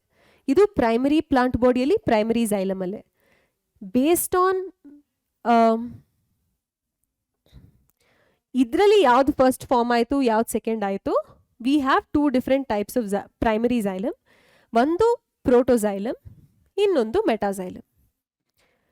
ಯಾವುದಕ್ಕೆ ಚಿಕ್ಕದು ಡೈಮೀಟರ್ ಇದೆ, ಇಲ್ಲಿ ಕಾಣಿಸ್ತಾ ಇರೋ ಥರ, ಇದು ಫಸ್ಟ್ ಫಾರ್ಮ್ ಆಗಿರುತ್ತೆ, ಇದಕ್ಕೆ ನಾವು ಪ್ರೋಟೋಝೈಲಮ್ ಅಂತ ಕರಿತೀವಿ. ಯಾವುದಕ್ಕೆ ವಿಡ್ತ್ ಜಾಸ್ತಿ ಇರುತ್ತೆ ಕಂಪ್ಯಾರಿಟಿವ್ಲಿ, ಅದು ಲೇಟರ್ ಫಾರ್ಮ್ ಆಗಿರುತ್ತೆ, ಇದಕ್ಕೆ ನಾವು ಮೆಟಾಝೈಲಮ್ ಅಂತ ಕರಿತೀವಿ. I will explain it again. You have ಝೈಲಮಲ್ಲಿ ಪ್ರೈಮರಿ ಝೈಲಮ್ ಇದೆ, ಸೆಕೆಂಡರಿ ಝೈಲಮ್ ಇದೆ. ಪ್ರೈಮರಿ ಝೈಲಮ್ ಮೊದಲಿನಿಂದ ಪ್ಲಾಂಟಲ್ಲಿರುತ್ತೆ, ಸೆಕೆಂಡರಿ ಝೈಲಮ್ ಆಮೇಲೆ ಫಾರ್ಮ್ ಆಗುತ್ತೆ, ಲೇಟರ್ ಫಾರ್ಮ್ ಆಗುತ್ತೆ. ಈ ಪ್ರೈಮರಿ ಝೈಲಮ್ ಏನು ಫಾರ್ಮ್ ಆಗಿದೆ ಫಸ್ಟ್ನಿಂದನೂ ಇದೆ, ಅದರಲ್ಲಿ ವೆಸಲ್ಸ್ದು ಡೈಮೀಟರ್ ವೇರಿ ಆಗುತ್ತೆ. ಓಕೆ. ಅದರಲ್ಲಿ ಕೆಲವು ಸ್ಮಾಲ್ ಇರುತ್ತೆ, ಕೆಲವು ಕಂಪ್ಯಾರಿಟಿವ್ಲಿ ಲಾರ್ಜ್ ಇರುತ್ತೆ. ಈ ಪ್ರೈಮರಿ ಝೈಲಮಲ್ಲಿ ಸ್ಮಾಲ್ ಆಗಿರೋ ಝೈಲಮ್ ಎಲಿಮೆಂಟ್ಸ್ ಫಸ್ಟ್ ಫಾರ್ಮ್ ಆಗಿರುತ್ತೆ, ಇದಕ್ಕೆ ನಾವು ಪ್ರೋಟೋಝೈಲಮ್ ಅಂತ ಕರಿತೀವಿ. ಹಾಗೆಯೇ ಲಾರ್ಜ್ ಆಗಿರೋದು ರಿಲೇಟಿವ್ಲಿ ಲೇಟರ್ ಫಾರ್ಮ್ ಆಗಿರುತ್ತೆ, ಇದಕ್ಕೆ ನಾವು ಸೆಕೆಂಡರಿ ಝೈಲಮ್ ಅಂತ ಕರಿತೀವಿ. ಅಂಡರ್ಸ್ಟುಡ್? ಸೊ ಇಲ್ಲಿ ನಾವು ನೋಡ್ತಾ ಇರೋದು ಅದೇ, ಇದು ಒಂದು ಸೆಕ್ಷನ್ನು, ಇಲ್ಲಿ ಚಿಕ್ಕ ಚಿಕ್ಕ ಡೈಮೀಟರ್ ಇರೋದು ಪ್ರೋಟೋಝೈಲಮ್. ಈ ಪ್ರೈಮರಿ ಝೈಲಮಲ್ಲಿ ಇದು ಫಸ್ಟ್ ಫಾರ್ಮ್ ಆಗಿದೆ. ಹಾಗೆ ಪ್ಲಾಂಟ್ ಬೆಳೀತಾ ಬೆಳೀತಾ ಈ ಅಗಲವಾಗಿರೋ ಝೈಲಮ್ ಎಲಿಮೆಂಟ್ಸ್ ಫಾರ್ಮ್ ಆಗಿದೆ, ಅದಕ್ಕೆ ನಾವು ಮೆಟಾಝೈಲಮ್ ಅಂತ ಕರಿತೀವಿ. ಓಕೆ. ಸೊ ಯಾವುದು ಸ್ಮಾಲ್ ಆಗಿದೆ ಫಸ್ಟ್ ಫಾರ್ಮ್ ಆಗಿದೆ ಅದು protoxylem. I am sorry, I made a mistake here. This is called metaxylem. Understood? Now let's move on. Based on xylem elements ಹೆಂಗೆ ಅರೇಂಜ್ ಆಗಿದೆ ಒಂದು ಪ್ಲಾಂಟಲ್ಲಿ, ನಾವು 2 ರೀತಿಯಲ್ಲಿ ಅದನ್ನು ಕ್ಯಾಟಗರೈಸ್ ಮಾಡ್ಬೋದು. ಮೊದಲನೇದು ಎಂಡಾರ್ಕ್, ಎರಡನೇದು ಎಕ್ಸಾರ್ಕ್. ಸೊ ಇದು ಯಾವುದ್ರ ಮೇಲೆ ಡಿಪೆಂಡ್ ಆಗುತ್ತೆ ಅಂದರೆ ಪ್ರೋಟೋಝೈಲಮ್ ಎಲ್ಲಿದೆ ಅನ್ನೋದ್ರ ಮೇಲೆ ಡಿಪೆಂಡ್ ಆಗುತ್ತೆ. ಇಲ್ಲಿ ನೋಡಿದ್ರೆ ನೀವು, ಐ ಆಲ್ರೆಡಿ ಟೋಲ್ಡ್ ಯು, ಚಿಕ್ಕದಾಗಿರೋದು ಪ್ರೋಟೋಝೈಲಮ್. ಚಿಕ್ಕದಾಗಿರೋ ಪ್ರೋಟೋಝೈಲಮ್ ಎಲಿಮೆಂಟ್ಸ್ ಒಳಗಡೆ ಇರೋದ್ರಿಂದ, ಪಿತ್ ಕಡೆಗಿರೋದ್ರಿಂದ ಇದಕ್ಕೆ ನಾವು ಎಂಡಾರ್ಕ್ ಕಂಡೀಷನ್ ಅಂತ ಕರಿತೀವಿ. ಎಂಡೋ ಅಂದರೆ inside. Okay. Since protoxylem is inside towards the center, towards the pith. We call this endarch arrangement. ಇಂಥ ಅರೇಂಜ್ಮೆಂಟ್ ಅಲ್ಲಿ ನಾವು ಮೆಟಾಸೈಲಮ್ನ towards the periphery or towards the outside ನೋಡ್ಬೋದು. ಅದೇ ರೀತಿ ನಾವು ಎಕ್ಸಾರ್ಕ್ ಕಂಡೀಷನ್ ಅಲ್ಲಿ, which is the second type, exo ಅಂದ್ರೆ ಹೊರಗೆ, ಪ್ರೋಟೋಸೈಲಮ್ನ ಆಚೆ ಕಡೆ ನೋಡ್ಬೋದು, towards the periphery, whereas we can see metaxylem towards the center. ಇಲ್ಲಿ ಪ್ರೋಟೋಸೈಲಮ್ ಔಟ್ಸೈಡ್ ಇರೋದ್ರಿಂದ, ಪೆರಿಫರಿನ್ ಫೇಸ್ ಮಾಡ್ತಾ ಇರೋದ್ರಿಂದ ಇದಕ್ಕೆ ನಾವು ಎಕ್ಸಾರ್ಕ್ ಅಂತ ಕರಿತೀವಿ. ಎಕ್ಸೋ ಅಂದರೆ ಔಟ್ಸೈಡ್, ಎಕ್ಸಾರ್ಕ್ ಅಂದರೆ ಪ್ರೋಟೋಸೈಲಮ್ ಹೊರಗಿದೆ, ಹಾಗಾಗಿ ಇದಕ್ಕೆ ನಾವು ಎಕ್ಸಾರ್ಕ್ ಕಂಡೀಷನ್ ಅಂತ ಕರಿತೀವಿ. Okay, so whether one xylem, primary xylem ಎಕ್ಸಾರ್ಕಾ ಎಂಡಾರ್ಕಾ ಅನ್ನೋದನ್ನ ನಾವು ಡಿಫ್ರೆನ್ಶಿಯೇಟ್ ಮಾಡಬೇಕಂದ್ರೆ ನಾವು ಏನನ್ನ ಕನ್ಸಿಡರ್ ಮಾಡ್ತೀವಿ, ಅಲ್ಲಿ ಪ್ರೋಟೋಸೈಲಮ್ನ ಕನ್ಸಿಡರ್ ಮಾಡ್ತೀವಿ. ಪ್ರೋಟೋಸೈಲಮ್ ಒಳಗಿದ್ರೆ ಎಂಡಾರ್ಕ್, ಪ್ರೋಟೋಸೈಲಮ್ ಹೊರಗಿದ್ರೆ ಎಕ್ಸಾರ್ಕ್. ಓಕೆ, ಸೊ ಎಂಡಾರ್ಕಲ್ ಪ್ರೋಟೋಸೈಲಮ್ ಒಳಗಿರುತ್ತೆ towards the pith, metaxylem ಹೊರಗಿರುತ್ತೆ.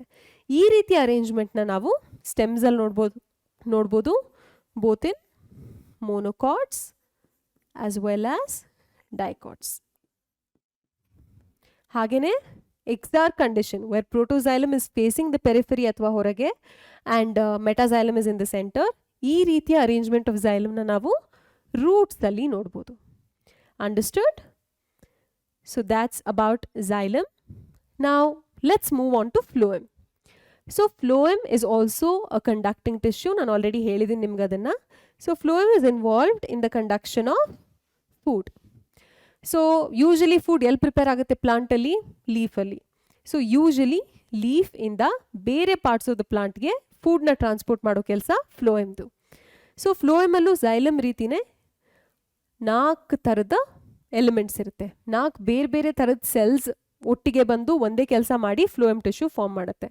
So ಇಲ್ಲಿ 4 ರೀತಿಯ ಯಾವ್ಯಾವ್ದು ಬೇರೆ ಸೆಲ್ಸ್ ಇದೆ ಅಂದರೆ sieve tube elements, companion cells, phloem parenchyma and phloem fibres. ನಾವು ಪ್ರೀವಿಯಸ್ಲಿ ಝೈಲಮಲ್ಲಿ ನೋಡಿದ್ವಿ, there are 4 different types of elements: xylem trachea, xylem trachea, xylem fibers and xylem parenchyma. ಅದರಲ್ಲಿ ಫಸ್ಟ್ 3 ಥರದ್ದು dead cells, only xylem parenchyma was living. ಇದರಲ್ಲಿ ಅದರದೇ opposite, sieve tube elements, companion cells, phloem parenchyma, all of these are living, whereas phloem fibers are dead.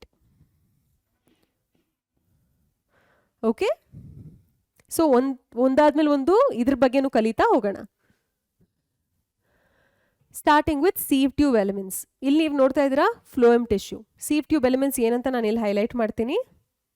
So ಇಲ್ಲಿ ಕಾಣಿಸ್ತಾ ಇದೆಯಲ್ಲ ಈ cells, ಇದು ಒಂದು ಸೆಲ್, ಇದು ಒಂದು ಸೆಲ್, ಇದೆಲ್ಲ ಸೀವ್ ಟ್ಯೂಬ್ ಎಲಿಮೆಂಟ್ಸ್. ಅದೇ ರೀತಿ ಇಲ್ಲೂ ಕೂಡ ಇದೆ, ಇದು ಒಂದು ಸೆಲ್. ಓಕೆ, ಸೊ ಇದು ಸೀವ್ ಟ್ಯೂಬ್ ಎಲಿಮೆಂಟ್. ಸೊ ಈ ಸೀವ್ ಟ್ಯೂಬ್ ಎಲಿಮೆಂಟ್ಸ್ನ ನಾವು ಜಿಮ್ನೋಸ್ಪರ್ಮ್ಸಲ್ಲಿ ನೋಡಲ್ಲ. ಅಲ್ಲಿ instead of sieve tube elements sieve cells ಇರುತ್ತೆ. Okay, so this is absent in gymnosperms. This is again a characteristic feature of angiosperms. ಜಿಮ್ನೋಸ್ಪರ್ಮ್ಸಲ್ಲಿ phloem ಇದೆ, ಆದರೆ ಆ ಫ್ಲೋಯಮಲ್ಲಿ ಸೀವ್ ಟ್ಯೂಬ್ ಎಲಿಮೆಂಟ್ಸ್ ಇರಲ್ಲ.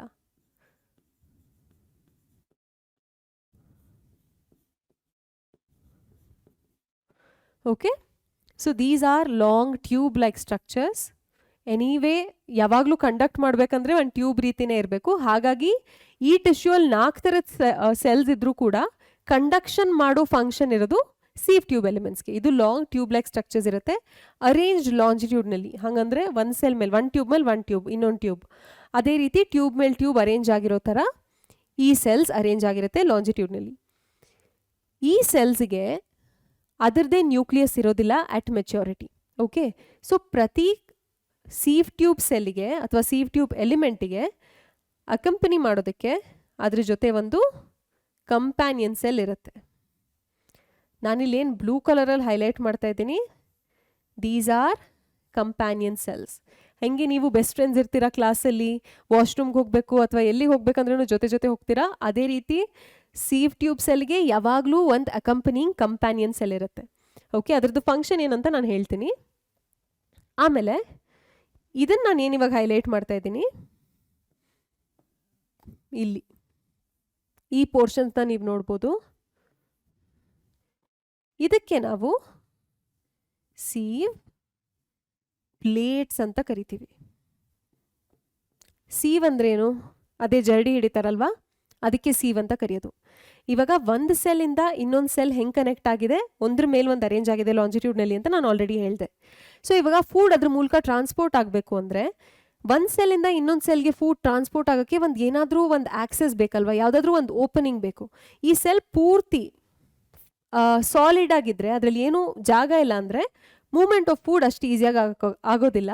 ಹಾಗಾಗಿ ಈ ಸೆಲ್ ವಾಲ್ಸಲ್ಲಿ ಎಷ್ಟೊಂದು ಪೋರ್ಸ್ ಇರುತ್ತೆ. ಇದು ಒಂದು ಸೆಲ್, ಇದು ಇನ್ನೊಂದು ಸೆಲ್ ಅಂತ ತೊಗೊಂಡಾಗ ಈ ಸೆಲ್ಸಲ್ಲಿ ಎಷ್ಟೊಂದು ಪೋರ್ಸ್ ಇರುತ್ತೆ. ಇದಕ್ಕೆ ನಾವು ಸೀವ್ ಪೋರ್ ಅಂತ ಕರಿತೀವಿ. ಮತ್ತು ಈ ಕ್ರಾಸ್ ವಾಲಿಗೆ ಸೀವ್ ಪ್ಲೇಟ್ ಅಂತ ಕರಿತೀವಿ. So sieve plates are perforated end walls. Perforated ಅಂದರೆ ಏನಂತ ನಾನು ಆಲ್ರೆಡಿ ಹೇಳಿದ್ದೀನಿ. ಪರ್ಫೋರೇಟೆಡ್ ಅಂದರೆ ಅಲ್ಲಿ ಪೋರ್ಸ್ ಇರುತ್ತೆ ಅಂತ ಅರ್ಥ. ಸೊ ಈ ಮೆಚ್ಯೂರ್ ಸೀವ್ ಎಲಿಮೆಂಟ್ಗೆ ಈ ಸೆಲ್ಸ್, ನಾನು ಏನು ಮಾತಾಡ್ತಾ ಇದ್ದೀನಿ ಅಂದರೆ ಇವಾಗ ಸೀವ್ ಎಲಿಮೆಂಟ್ಸ್ ಬಗ್ಗೆ ಮಾತಾಡ್ತಾ ಇದ್ದೀನಿ, which as the most important cell in phloem. ಈ ಸೆಲ್ ಮುಖಾಂತರನೇ ಫುಡ್ ಟ್ರಾನ್ಸ್ಪೋರ್ಟ್ ಆಗೋದು. ಸೊ ಈ ಮೆಚ್ಯೂರ್ ಸೀವ್ ಎಲಿಮೆಂಟಲ್ಲಿ ಪೆರಿಫೆರಲ್ ಸೈಟೋಪ್ಲಾಸಮ್ ಇದೆ. ಓಕೆ, ಸೈಟೋಪ್ಲಾಸಮ್ ಇರುತ್ತೆ. I already set this is A living cell ಅಲ್ವಾ. ಸೊ ಸೈಟೋಪ್ಲಾಸಮ್ ಇರುತ್ತೆ. ಆ ಸೈಟೋಪ್ಲಾಸಮ್ ಪೆರಿಫೆರಲ್ ಆಗಿರುತ್ತೆ, ಅಂದರೆ ಕಾರ್ನರ್ಸಲ್ಲಿ ಇರುತ್ತೆ. ಹಾಗೆಯೇ ಒಂದು ಲಾರ್ಜ್ ವ್ಯಾಕ್ಯೂಲ್ ಕೂಡ ಇರುತ್ತೆ. Like I already shed, this lakhs a nucleus. ಇದರಲ್ಲಿ ನ್ಯೂಕ್ಲಿಯಸ್ ಇರೋದಿಲ್ಲ.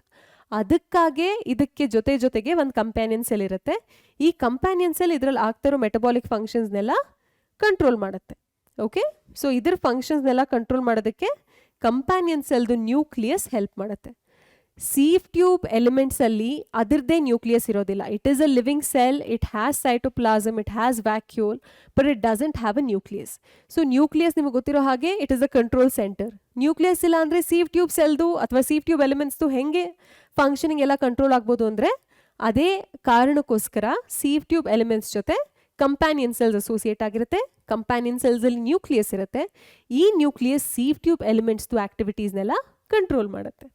Okay, now let's move on to the second type of element in phloem, which is companion cells. Similar to sieve tube elements, companion cells are also absent in gymnosperms. Remember this is found only in angiosperms. So these are specialized parenchymatous cells. Like I already mentioned, they are closely associated with sieve tube elements. They are connected by pit fields present between their common longitudinal walls. ಹೆಂಗೆ connect ಆಗಿರುತ್ತೆ ಅಂದರೆ, ಇದು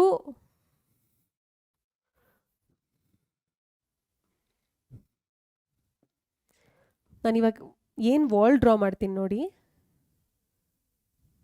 ಈ wall is common to this cell as well as this cell ಅಲ್ವಾ. ಸೊ ಇದಕ್ಕೆ ನಾವು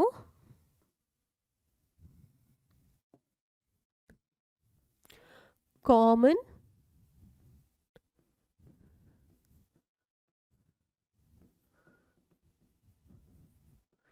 longitudinal wall ಅಂತ ಕರಿತೀವಿ. ಸೊ ಈ ಕಾಮನ್ ಲಾಂಜಿಟ್ಯೂಡ್ನಲ್ ವಾಲ್ ಇನ ಮುಖಾಂತರ ಇದೆರಡರ ಮಧ್ಯೆ ಕಮ್ಯುನಿಕೇಷನ್ ಆಗುತ್ತೆ. ಓಕೆ, ಸೊ ಈ ಎರಡು ಸೆಲ್ಸ್ ಮಧ್ಯೆ ಕಮ್ಯುನಿಕೇಷನ್ ಈ ವಾಲಲ್ಲಿರೋ ಪಿಟ್ ಫೀಲ್ಡ್ಸ್ನಿಂದ ಆಗತ್ತೆ. ಸೊ ಇದೇ cells will help the companion cells will help the sieve tube elements in maintaining the pressure gradient. Okay, so ನೀವು ಇನ್ನೊಂದು ಚಾಪ್ಟರ್ ಬರುತ್ತೆ ಟ್ರಾನ್ಸ್ಪೋರ್ಟ್ ಇನ್ ಪ್ಲಾಂಟ್ಸ್ ಅಂತ. ಆ ಚಾಪ್ಟರಲ್ಲಿ ಎಕ್ಸಾಕ್ಟ್ಲಿ ಹೆಂಗೆ ಫುಡ್ ಟ್ರಾನ್ಸ್ಪೋರ್ಟ್ ಆಗುತ್ತೆ ಫ್ಲೋಯಮಿಂದ ಅನ್ನೋದನ್ನು ನಾವು ಕಲ್ತ್ಕೋತೀವಿ.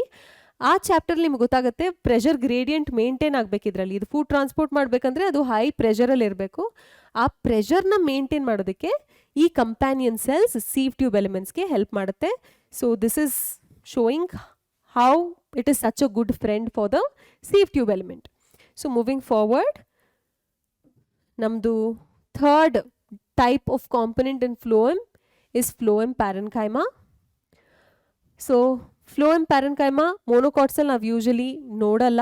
ಸುಮಾರು monocots, most monocots ಅಲ್ಲಿ phloem parenchyma ಇರೋದಿಲ್ಲ. ಎಲ್ಲೆಲ್ಲಿ ಇರುತ್ತೆ ಅಲ್ಲಿ they are elongated, they have tapering cylindrical cells. Since this is a living cell, it is like a parenchymatous cell. It will have a dense cytoplasm and a prominent nucleus. Henge parenchyma cells ge cell wall is made up of cellulose. Illi kuda cell wall is made up of cellulose.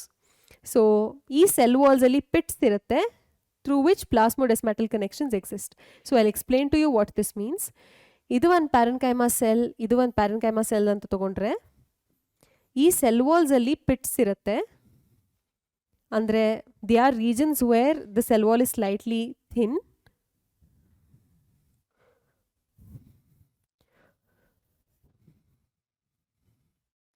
So let's assume this is one cell and this is another cell. ಈ region ಅಲ್ಲಿ cell wall ಸ್ವಲ್ಪ thin ಆಗಿರುತ್ತೆ, absent ಇರುತ್ತೆ. So cytoplasm from this cell and this cell can be connected like this. So these cytoplasmic connections between two cells are what we call plasmodesmata.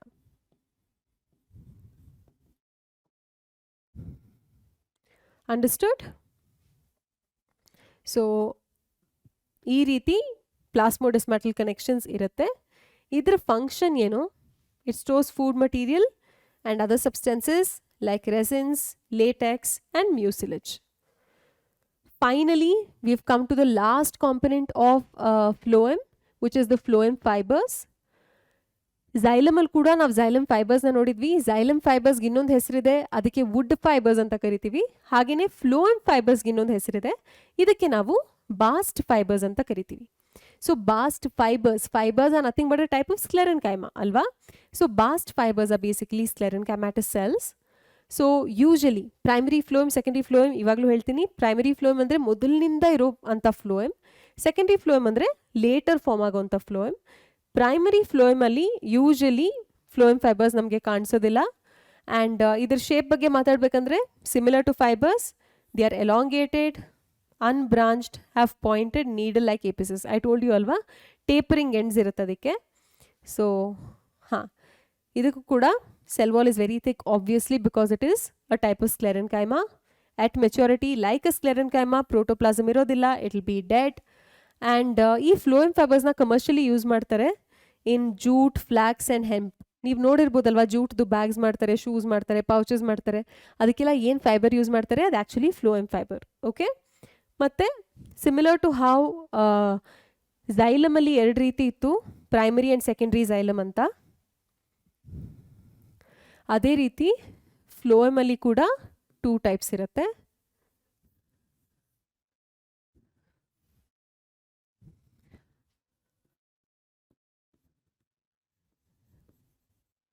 Primary phloem ಮತ್ತೆ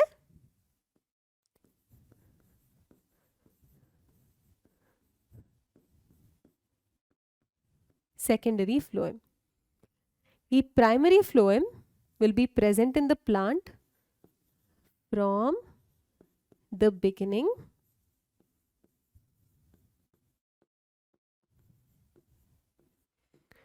whereas secondary phloem will form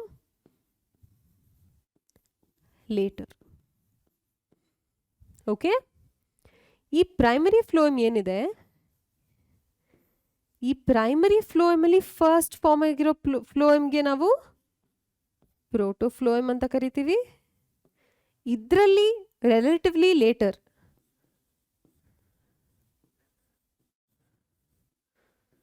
form ಆಗಿರೋ ಫ್ಲೋಯಮ್ಗೆ ನಾವು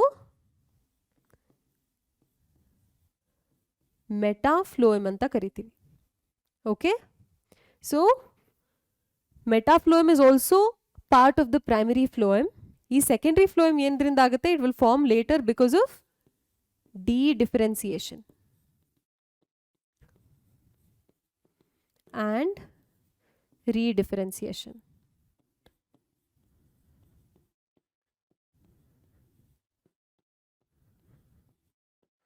Okay, so idu meristematic tissue ಏನಿರುತ್ತೆ ಅದು ಫಸ್ಟೇ form ಆಗಿ phloem ಏನು form ಮಾಡಿರುತ್ತೆ ಅದು primary phloem.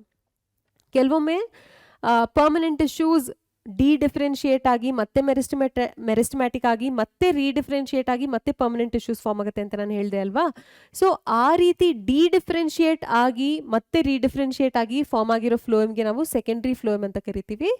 ಫಸ್ಟ್ನಿಂದ ಇರೋದಕ್ಕೆ ಪ್ರೈಮರಿ ಫ್ಲೋಯಮ್ ಅಂತ ಕರಿತೀವಿ. ಪ್ರೈಮರಿ ಫ್ಲೋಯಮ್ ಅಲ್ಲಿ ಫಸ್ಟ್ ಯಾವ್ದು ಫಾರ್ಮ್ ಆಗಿರುತ್ತೆ ಅದು ಪ್ರೋಟೋಫ್ಲೋಯಮ್. ಪ್ರೋಟೋ ಅಂದ್ರೆ ನಿಮಗೆ ಗೊತ್ತಿರ್ಬೋದು ಫಸ್ಟ್ ಅಂತಾನೆ ಅರ್ಥ. ಈ ಪ್ರೈಮರಿ ಫ್ಲೋಯಮ್ ಅಲ್ಲಿ ಇದಕ್ಕಿಂತ ಕಂಪೇರ್ ಮಾಡ್ಕೊಂಡ್ರೆ ಸ್ವಲ್ಪ ಲೇಟಾಗಿ ಯಾವ್ದು ಫಾರ್ಮ್ ಆಗಿರುತ್ತೆ ಅದಕ್ಕೆ ನಾವು ಮೆಟಾಫ್ಲೋಯಮ್ ಅಂತ ಕರಿತೀವಿ. ಅದೇ ಇಲ್ಲಿ ಕೊಟ್ಟಿರೋದು. Okay, so protophloem is the first form primary phloem. ಇದ್ರ ಕ್ಯಾರೆಕ್ಟರಿಸ್ಟಿಕ್ ಫೀಚರ್ ಏನಂದ್ರೆ ನ್ಯಾರೋ ಸೀವ್ ಟ್ಯೂಬ್ಸ್. ನಿಮಗೆ ನೆನಪಿದ್ರೆ ನಾನು ಹೇಳಿದ್ದೆ ಪ್ರೋಟೋಝೈಲಮ್ ಅಲ್ಲಿ ಕೂಡ ಈ ಟ್ರೇಕಿಯಾ ಅಥವಾ ವೆಸಲ್ಸ್ನ ಡೈಮೀಟರ್ ತಗೊಂಡ್ರೆ ಫಸ್ಟ್ ಫಾರ್ಮ್ ಆಗಿರೋದು ಚಿಕ್ಕದಾಗಿರುತ್ತೆ, ಹಾಗೇನೆ ಲೇಟಾಗಿ ಫಾರ್ಮ್ ಆಗಿರೋದು ಅಗಲ ಜಾಸ್ತಿ ಇರುತ್ತೆ ಅಂತ. ಅದೇ ರೀತಿ ಪ್ರೋಟೋಫ್ಲೋಯಮ್ ಅಲ್ಲಿ ಸೀಫ್ ಟ್ಯೂಬ್ಸ್ದು ಥಿಕ್ನೆಸ್ ಅಥವಾ ಡೈಮೀಟರ್ ಚಿಕ್ಕದಾಗಿರುತ್ತೆ ಪ್ರೋಟೋಫ್ಲೋಯಮ್ ಅಲ್ಲಿ. ಮೆಟಾಫ್ಲೋಯಮ್ ಅಲ್ಲಿ ರಿಲೇಟಿವ್ಲಿ ಇಟ್ ಇಸ್ ಬ್ರಾಡರ್.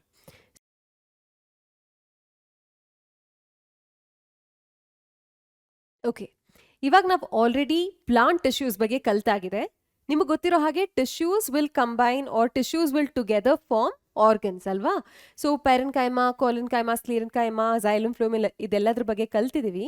ಇದೆಲ್ಲ ಒಟ್ಟಿಗೆ ಕೂಡಿ organs like root, stem, leaves ಇದನ್ನೆಲ್ಲ ಫಾರ್ಮ್ ಮಾಡುತ್ತೆ. ಇವಾಗ ಟಿಶ್ಯೂಸ್ ಬಗ್ಗೆ ಕಲ್ತಾಗಿರೋದ್ರಿಂದ let's move on and learn about tissue systems. So tissue ಸಿಸ್ಟಮ್ಸ್ನ ನಾವು ಎಲ್ಲ ಪಾರ್ಟ್ಸ್ ಆಫ್ ದ ಪ್ಲಾಂಟಲ್ಲಿ ಕೂಡ ಅಬ್ಸರ್ವ್ ಮಾಡ್ಬೋದು. Tissue systems are classified based on the structure and location.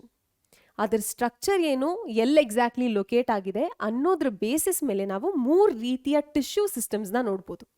ಮೊದಲನೇದು ಎಪಿಡರ್ಮಲ್ ಟಿಶ್ಯೂ ಸಿಸ್ಟಮ್, ಎರಡನೇದು ಗ್ರೌಂಡ್ ಟಿಶ್ಯೂ ಸಿಸ್ಟಮ್, ಮೂರನೇದು ವ್ಯಾಸ್ಕ್ಯುಲರ್ ಟಿಶ್ಯೂ ಸಿಸ್ಟಮ್. ನೀವು structural organisation ಇನ್ animals already ಕಲ್ತಿರೋದ್ರಿಂದ ನಾನು ನಿಮಗೆ ಅನಾಲಜಿ ಕೊಡ್ತೀನಿ, ನಿಮ್ಗೆ ಈಸಿಯಾಗಿ ಅರ್ಥ ಆಗುತ್ತೆ ಅಂತ. ನೀವು ಆನಿಮಲ್ಸ್ ಅಲ್ಲಿ ಎಪಿಥೀಲಿಯಲ್ ಟಿಶ್ಯೂ ಬಗ್ಗೆ ಕೇಳಿರ್ತೀರಾ ಅಲ್ವಾ. Epithelial tissue is protective in function. It lines the external surfaces as well as the internal organs ಅಲ್ವಾ. So it is protective in function. ಅದೇ ರೀತಿ ಪ್ಲಾಂಟ್ಸ್ ಅಲ್ಲೂ ಪ್ರೊಟೆಕ್ಷನ್ ನ ಪರ್ಫಾರ್ಮ್ ಮಾಡೋದು ಎಪಿಡರ್ಮಲ್ ಟಿಶ್ಯೂ. ನಾನು ಒಂದು ಸ್ಟೆಮ್ದು ಎಕ್ಸಾಂಪಲ್ ತಗೊಂಡು ತೋರಿಸ್ತೀನಿ. ಓಕೆ, ಸೊ ಇವಾಗ ಒಂದು ಸ್ಟೆಮ್ ಇದೆ. ಈ ಸ್ಟೆಮ್ನ ನಾವು ಈ ಥರ ಟ್ರಾನ್ಸ್ಫರ್ ಸೆಕ್ಷನ್ ಕಟ್ ಮಾಡಿದರೆ ಅದನ್ನ ನೋಡಿದ್ರೆ ಆ ಸೆಕ್ಷನ್ ಸರ್ಕ್ಯುಲರ್ ಆಗಿ ಅಪಿಯರ್ ಆಗುತ್ತೆ ಅಲ್ವಾ. ಇಫ್ ಸಿಲಿಂಡ್ರಿಕಲ್ ಸ್ಟೆಮ್ದು ನಾವು ಟ್ರಾನ್ಸ್ಫರ್ ಸೆಕ್ಷನ್ ಈ ರೀತಿ ಕಟ್ ಮಾಡಿ ನೋಡಿದ್ರೆ ಅದು ಒಂದು ಸರ್ಕ್ಯುಲರ್ ಔಟ್ಲೈನ್ ಇರುತ್ತೆ ಅದಕ್ಕೆ. ಇದರಲ್ಲಿ outermost layer of cells ಏನಿರುತ್ತೆ, ಈ outermost layer of cells, this is called epidermis. Okay, so epithelial tissue consist of epidermis. ಮತ್ತು ಎಪಿಡರ್ಮಿಸಲ್ಲಿ ಏನೆಲ್ಲ ನಮಗೆ ಕಾಣಿಸುತ್ತೆ like root hair, stem hair, stomata ಅದೆಲ್ಲ ಕೂಡ ಎಪಿಡರ್ಮಲ್ ಟಿಶ್ಯೂ ಅಂಡರೇ ಬರುತ್ತೆ. ನೆಕ್ಸ್ಟ್ ನಾವು ವ್ಯಾಸ್ಕ್ಯುಲರ್ ಟಿಶ್ಯೂ ಬಗ್ಗೆ ಮಾತಾಡೋಣ, ಆಮೇಲೆ ನಾನು ನಿಮಗೆ ಗ್ರೌಂಡ್ ಟಿಶ್ಯೂ ಬಗ್ಗೆ ಹೇಳ್ತೀನಿ. Vascular tissue consist of xylem and phloem. Okay, ಈ ಝೈಲಮ್ ಆ್ಯಂಡ್ ಫ್ಲೋಯಮ್ ನಿಮ್ಮದು ಬ್ಲಡ್ ವೆಸಲ್ಸ್ ಥರ ಅನ್ಕೋಬೋದು. ಬ್ಲಡ್ ವೆಸಲ್ಸ್ ಏನು ಫಂಕ್ಷನ್ ಇದೆ, ಬ್ಲಡ್ ವೆಸಲ್ಸ್ ಬ್ಲಡ್ನ ಟ್ರಾನ್ಸ್ಪೋರ್ಟ್ ಮಾಡುತ್ತೆ ಥ್ರೂ ಔಟ್ ದ ಬಾಡಿ. ಯಾವುದೆಲ್ಲ parts of the body blood ಹೋಗುತ್ತೆ ಅಲ್ಲಿ ಆಕ್ಸಿಜನ್ನ ಡೆಲಿವರ್ ಮಾಡುತ್ತೆ, ನ್ಯೂಟ್ರಿಯನ್ಸ್ನ ಡೆಲಿವರ್ ಮಾಡುತ್ತೆ, ಹಾಗೆಯೇ ವೇಸ್ಟ್ ಮತ್ತು ಕಾರ್ಬನ್ ಡೈಆಕ್ಸೈಡ್ನ ವಾಪಸ್ ತಗೊಳುತ್ತೆ. So transporting substances across the body ಅದು ಬ್ಲಡ್ದು ಫಂಕ್ಷನ್. ಅದೇ ರೀತಿ ಬ್ಲಡ್ ವೆಸಲ್ಸ್ದು function, because that is what is carrying blood in it ಅಲ್ವಾ. ಅದೇ ರೀತಿ ಪ್ಲಾಂಟ್ಸಲ್ಲಿ ಏನಾದರೂ ಟ್ರಾನ್ಸ್ಪೋರ್ಟ್ ಆಗಬೇಕಂದ್ರೆ ವಾಟರ್, ಮಿನರಲ್ಸ್, ಫುಡ್ ಏನಾದರೂ ಒಂದು ಪಾರ್ಟಿಂದ ಇನ್ನೊಂದು ಪಾರ್ಟಿಗೆ ಟ್ರಾನ್ಸ್ಪೋರ್ಟ್ ಆಗಬೇಕಂದ್ರೆ ಅದಾಗೋದು ಝೈಲಮ್ ಆ್ಯಂಡ್ ಫ್ಲೋಯಮ್ ಇಂದ, which are the conducting tissues. So xylem and phloem together constitute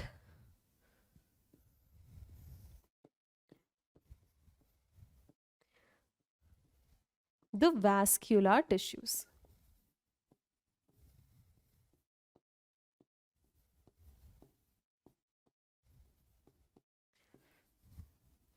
ನಾನು ಝೈಲಮ್ ಆ್ಯಂಡ್ ಫ್ಲೋಯಮ್ ಅಂತ ಒಂದೇ ಯೂನಿಟಲ್ಲಿ ಬರ್ದಿದ್ದೀನಿ, ಬಟ್ ಇದು ಸುಮಾರು ರೀತಿಯಲ್ಲಿ ಪ್ಲಾಂಟ್ ಒಳಗಡೆ ಅರೇಂಜ್ ಆಗಿರ್ಬೋದು.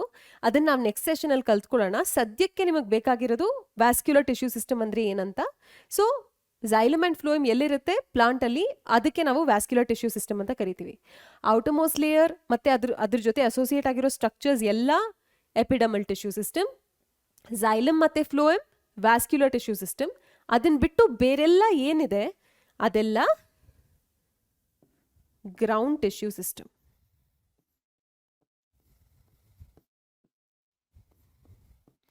ಇದನ್ನ ನೀವು ಕನೆಕ್ಟಿವ್ ಟಿಶ್ಯೂ ತರ ಅನ್ಕೋಬಹುದು. ಕನೆಕ್ಟಿವ್ ಟಿಶ್ಯೂ ಫಂಕ್ಷನ್ ಏನಿರುತ್ತೆ ಹೇಳಿ? ಆನಿಮಲ್ಸ್ ಅಲ್ಲಿ ನೀವು ಆಲ್ರೆಡಿ ಕಲ್ತಿರ್ತೀರಾ, ಅದ್ರ ಹೆಸರಿರೋ ಹಾಗೆ as the name it self indicates, connective tissue is involved in connecting different tissues and organs together. ಅದೇ ರೀತಿ ಇಲ್ಲಿ epidermis is the outermost layer. Xylem and phloem ಒಳಗಡೆ ಇರುತ್ತೆ. ಅದ್ರ ಮಧ್ಯ ಏನೆಲ್ಲ ಟಿಶ್ಯೂಸ್ ಇದೆ ಅದೆಲ್ಲ ಕೂಡ components R parts of ground tissue system. Okay, ಇವಾಗ ಇದು ಗೊತ್ತಾದ್ಮೇಲೆ ಒಂದಾದ್ಮೇಲೆ ಒಂದು ನಾವು epidermal tissue system, ground tissue system, vascular tissue system ಮೂರು ಬಗ್ಗೆನೂ ಕಲಿಯೋಣ. Okay, let's start with epidermal tissue system. ನಾನು ಆಲ್ರೆಡಿ ಹೇಳಿರೋ ಥರ epidermal tissue system is the outermost covering. ನಾನು ನಿಮಗೆ ಸ್ಟೆಮ್ದು ಎಕ್ಸಾಂಪಲ್ ಕೊಟ್ಟೆ, ಬಟ್ ಸ್ಟೆಮ್, ರೂಟ್, ಲೀಫ್ ಯಾವುದೇ ಪಾರ್ಟ್ ಆಫ್ ದ ಪ್ಲಾಂಟ್ ತೊಗೊಂಡ್ರೂ ಕೂಡ ಹೊರಗಡೆ outer most layer of cells ಏನಿದೆ, that is the outermost covering ಏನಿದೆ, that is the epidermal tissue system. ಇದರಲ್ಲಿ epidermal cells ಇರುತ್ತೆ. ಓಕೆ, ನಾನು ಡ್ರಾ ಮಾಡಿ ತೋರಿಸಿದ ಹಾಗೆ ಮತ್ತೆ ನಾನು ಸ್ಟೆಮ್ನೇ ಕನ್ಸಿಡರ್ ಮಾಡಿದ್ರೆ this will consist of, usually it is single layer, but ಕೆಲವೊಮ್ಮೆ multiple layers of epidermis ಕೂಡ ನೋಡಬಹುದು. So this is the epidermal cells. Stomata ಬಗ್ಗೆ ನೀವೆಲ್ಲ ಕೇಳೇ ಇರ್ತೀರಾ ಸ್ಕೂಲಲ್ಲಿ. Stomata are minute pore-like structures that are present on the surface of leaves and young stems. So ಈ stomata ಏನಿದೆ ಇದು ಕೂಡ ನಾವು ಯೂಶಲಿ ಲೀವ್ಸ್ ಅಲ್ಲಿ ನೋಡ್ಬೋದು, ಇದು ಎಪಿಡರ್ಮಿಸ್ ಅಲ್ಲೇ ಪ್ರೆಸೆಂಟ್ ಆಗಿರುತ್ತೆ. ಓಕೆ, ಇದ್ರ ಬಗ್ಗೆ ಡೀಟೇಲ್ ಆಗಿ ಇನ್ನು ಸ್ವಲ್ಪ ಹೊತ್ತಲ್ಲೇ ಹೇಳ್ತೀನಿ.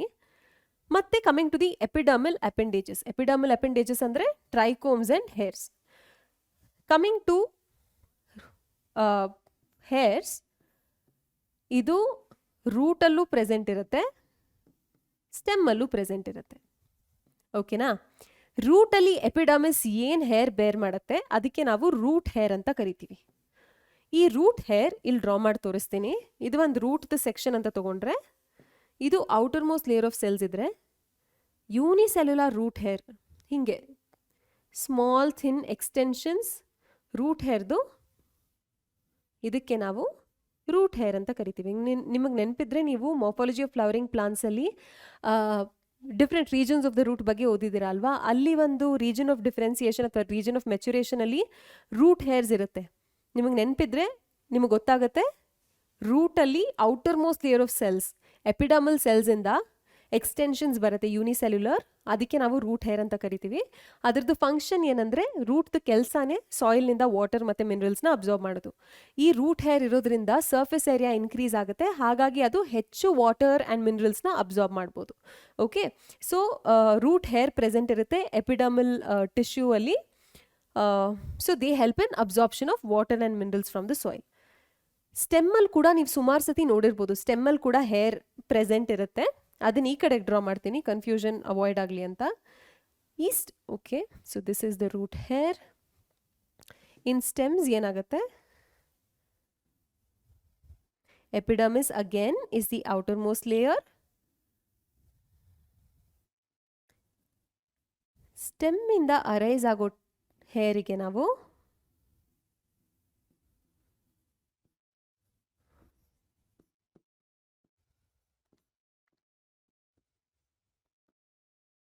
ಟ್ರೈಕೋಮ್ಸ್ ಅಂತ ಕರಿತೀವಿ.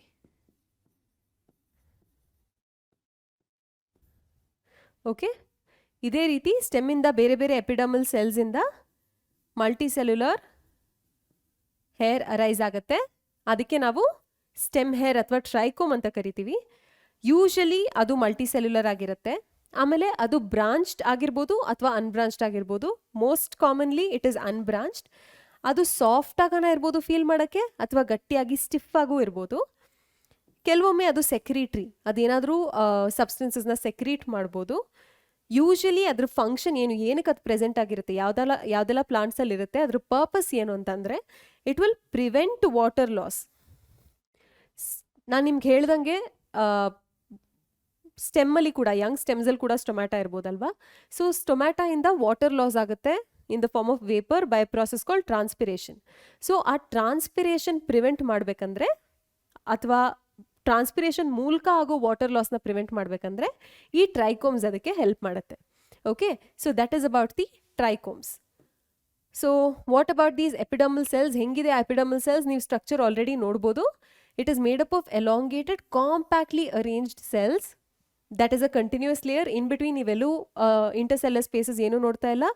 Because it is protective in function, ಅದು ಒಳಗಡೆ ಯಾವುದೇ ಜರ್ಮ್ಸ್ ಅಥವಾ ಏನು ಹೋಗದೇ ಇರೋ ಥರ ಪ್ರೊಟೆಕ್ಟ್ ಮಾಡಬೇಕು ಪ್ಲಾಂಟ್ನ. ಹಾಗಾಗಿ ಅದರಲ್ಲಿ ಎಲ್ಲೂ ಗ್ಯಾಪ್ಸ್ ಇರೋದಿಲ್ಲ, ಒಂದು ಕಂಟಿನ್ಯೂಸ್ ಲೇಯರ್ ಆಗಿರುತ್ತೆ, ಪಕ್ಕದಲ್ಲೇ ಸೆಲ್ಸ್ ಇರುತ್ತೆ.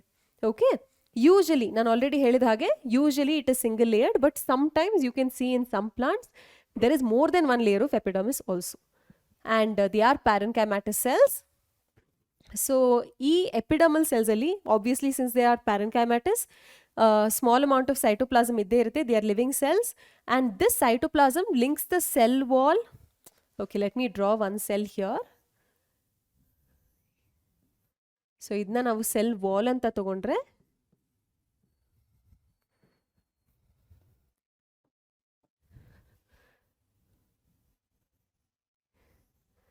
if I consider this as the vacuole,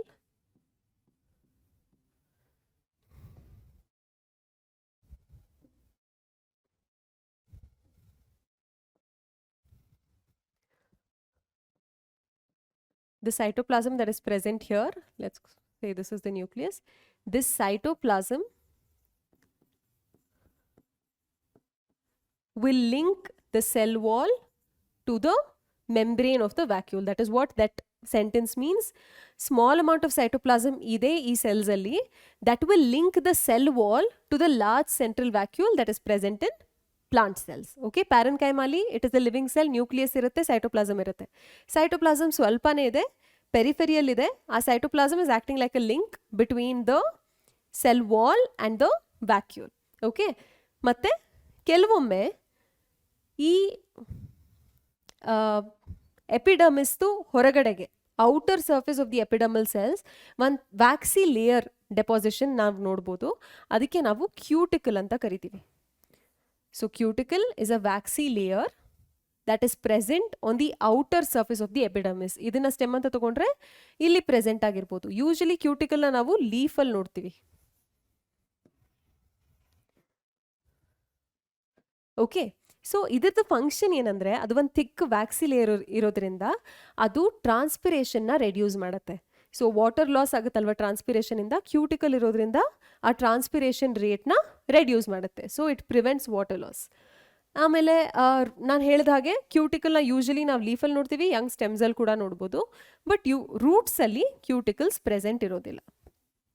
is that clear? That's about the epidermis. I will quickly summarize. Epidermis is the outermost layer in all plant parts, root, stem and leaves. It comprises of epidermal cells, stomata and appendages in the form of root hairs and trichomes. Talking about epidermal cells ಎಲ್ಲ closely arrange ಆಗಿರುತ್ತೆ, compactly arrange ಆಗಿರುತ್ತೆ, ಒಂದ್ರ ಪಕ್ಕನೇ ಒಂದಿರುತ್ತೆ, intercellular spaces ಏನೂ ಇರೋದಿಲ್ಲ. ಈ epidermal cells ಅಲ್ಲಿ ಒಂದು thin layer of cytoplasm ಇರುತ್ತೆ towards the periphery that will link the cell wall to the vacuole. ಇದು parenchymatous cells. ಆಮೇಲೆ ಈ ಎಪಿಡರ್ಮಲ್ ಸೆಲ್ಸ್ದು ಔಟರ್ ಸರ್ಫೇಸಲ್ಲಿ ಕೆಲವೊಂದು ಪ್ಲಾಂಟ್ ಪಾರ್ಟ್ಸಲ್ಲಿ ನಾವೊಂದು ಥಿಕ್ ವ್ಯಾಕ್ಸಿ ಲೇಯರ್ನ ನೋಡ್ಬೋದು. ಅದಕ್ಕೆ ನಾವು ಕ್ಯೂಟಿಕಲ್ ಅಂತ ಕರಿತೀವಿ. ಅದರದ್ದು function is to prevent water loss by transpiration. ಆಮೇಲೆ ಅಪೆಂಡೇಜಸ್ಗೆ ಬಂದಾಗ, ಅಪೆಂಡೇಜಸ್ ಅಂದರೆ ಏನೆಲ್ಲ ಎಕ್ಸ್ಟೆನ್ಷನ್ಸ್ ಬರುತ್ತೆ ಎಪಿಡರ್ಮಿಸಿಂದ, ಅದಕ್ಕೆ ನಾವು ಅಪೆಂಡೇಜಸ್ ಅಂತ ಕರಿತೀವಿ. ಈ ರೀತಿ ಹೇರ್ನ ನಾವು ರೂಟ್ ಮತ್ತು ಸ್ಟೆಮ್ ಎರಡರಲ್ಲೂ ಕೂಡ ನೋಡ್ಬೋದು. ರೂಟ್ ಹೇರ್, ರೂಟಿಂದ ಫಾರ್ಮ್ ಆಗೋ ಅಪೆಂಡೇಜ್ಗೆ ರೂಟ್ ಹೇರ್ ಅಂತಲೇ ಕರಿತೀವಿ. ಈ root hair are unicellular. They help in increasing surface area for absorption of water and minerals. Stem ಹೇರ್ಗೆ ಬಂದಾಗ, stem hair are called trichomes. They are usually multicellular. Branched ಇರ್ಬೋದು, unbranched ಇರ್ಬೋದು. Sometimes they are ಸೆಕ್ರಿಟರಿ, ಅದು soft ಆಗು ಇರ್ಬೋದು ಅಥವಾ stiff ಆಗು ಇರ್ಬೋದು. ಅದ್ರ ಫಂಕ್ಷನ್ ಏನಂದರೆ ವಾಟರ್ ಲಾಸ್ ಟ್ರಾನ್ಸ್ಪಿರೇಷನ್ ಮೂಲಕ ಏನು ವಾಟರ್ ಲಾಸ್ ಆಗುತ್ತೆ ಅದನ್ನು ಪ್ರಿವೆಂಟ್ ಮಾಡೋದು. ಕಮಿಂಗ್ ಟು ಕ್ಯೂಟಿಕಲ್ ಲೀಫ್ ಮತ್ತು ಲೀಫಲ್ಲಿ ಹೆಚ್ಚಾಗಿ ಕಾಣ್ಬೋದು, ಕೆಲವೊಮ್ಮೆ ಯಂಗ್ ಸ್ಟೆಮ್ಸಲ್ಲೂ ಇರುತ್ತೆ, ಆದರೆ ರೂಟ್ಸಲ್ಲಿ ಅದು ಆಬ್ಸೆಂಟ್ ಇರುತ್ತೆ. ಇವಾಗ ನಾವು ಸ್ಟೊಮ್ಯಾಟಾಗಿ ಮೂವ್ ಆನ್ ಆಗೋಣ. ಸೊ ಸ್ಟೊಮ್ಯಾಟಾ ಬಗ್ಗೆ ನೀವು ಚಿಕ್ಕ ವಯಸ್ಸಿಂದ ಕಲ್ತಿರ್ಬೋದು ಸ್ಕೂಲಲ್ಲೂ, ಬಟ್ ಇಲ್ಲಿ ಡೀಟೇಲಾಗಿ ಕಲಿತೀರಾ ಅದರದ್ದು ಸ್ಟ್ರಕ್ಚರ್ ಬಗ್ಗೆ. Stomata are nothing but pores ತರ present on the surface of the leaf. ಇದು ಕೂಡ ಲೀಫಲ್ಲೇ ನಾವು ಹೆಚ್ಚು ನೋಡೋದು, ಯಂಗ್ ಸ್ಟೆಮ್ಸಲ್ಲಿ ಕೂಡ ಕಾಣಿಸ್ಬೋದು. So stomata is the plural form, stoma is the singular form.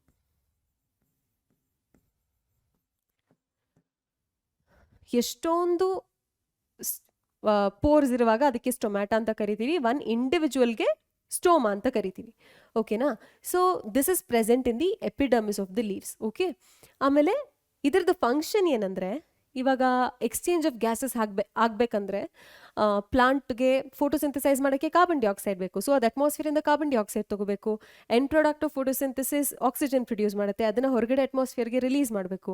ಅದಕ್ಕೆಲ್ಲ ಒಂದು ವೇ ಬೇಕಲ್ವಾ, ಆಕ್ಸಿಜನ್ ಕಾರ್ಬನ್ ಡೈಆಕ್ಸೈಡ್ ಒಳಗೆ ಬರೋಕ್ಕೆ, ಆಕ್ಸಿಜನ್ ಹೊರಗೆ ಹೋಗೋಕ್ಕೆ. ಇದಕ್ಕೆಲ್ಲ ದಾರಿ ಸ್ಟೊಮ್ಯಾಟಾನೇ. ಓಕೆ, ಸೊ ಸ್ಟೊಮ್ಯಾಟಾ ಗೇಷಿಯಸ್ ಎಕ್ಸ್ಚೇಂಜಿಗೆ ಹೆಲ್ಪ್ ಮಾಡುತ್ತೆ ಮೊದಲನೇದಾಗಿ ಕಾರ್ಬನ್ ಡೈಆಕ್ಸೈಡ್ ಮತ್ತು ಆಕ್ಸಿಜನ್ಗೆ. ಹಾಗೇನೆ ನಾನು ನಿಮ್ಗೆ ಹೇಳಿದೆ ವಾಟರ್ ಲಾಸ್ ಆಗುತ್ತೆ ಟ್ರಾನ್ಸ್ಪಿರೇಷನ್ ಮುಖಾಂತರ ಪ್ಲಾಂಟ್ಸ್ನಿಂದ. ಆ water loss in the form of vapour ಕೂಡ ಮೇಜರ್ಲಿ ಹೆಚ್ಚಾಗಿ ಆಗೋದು ಥ್ರೂ ಸ್ಟೊಮ್ಯಾಟಾ.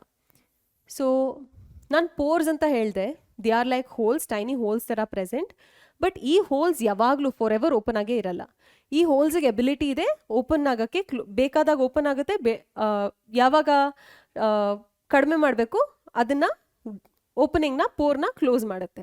ಓಕೆ, ಸೊ ಈ ಸ್ಟೊಮ್ಯಾಟಲ್ ಪೋರ್ ಓಪನ್ ಆಗೋದು ಕ್ಲೋಸ್ ಆಗೋದು ಅದನ್ನು ಕಂಟ್ರೋಲ್ ಮಾಡೋದಕ್ಕೆ ಗಾರ್ಡ್ ಸೆಲ್ಸ್ ಅಂತ ಇರುತ್ತೆ ಆ ಪೋರ್ ಸುತ್ತ.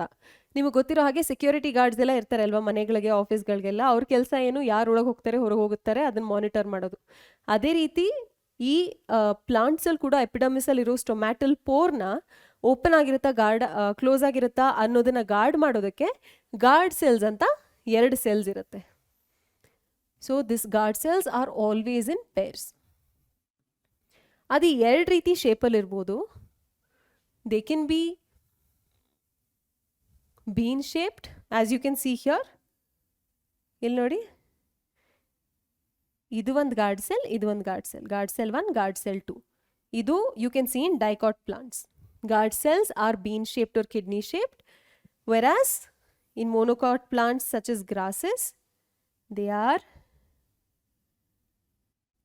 dumbbell shaped. ಇದನ್ನ ನೆನ್ಪಿಟ್ಕೊಳ್ಳಿ. ಓಕೆ, ಸೊ ಈ outer wall of guard cells ಏನಿರುತ್ತೆ, ಔಟರ್ ವಾಲ್ ಅಂದರೆ away from the opening, this is the stomatal pore. ಈ ಓಪನಿಂಗ್ ಏನಿದೆ ಇದು ಸ್ಟೊಮ್ಯಾಟಲ್ ಪೋರ್. ಅದರಿಂದ ಆಚೆ ಹೊರಗಿರೋದು this is called outer wall. Outer wall of these guard cells are thin.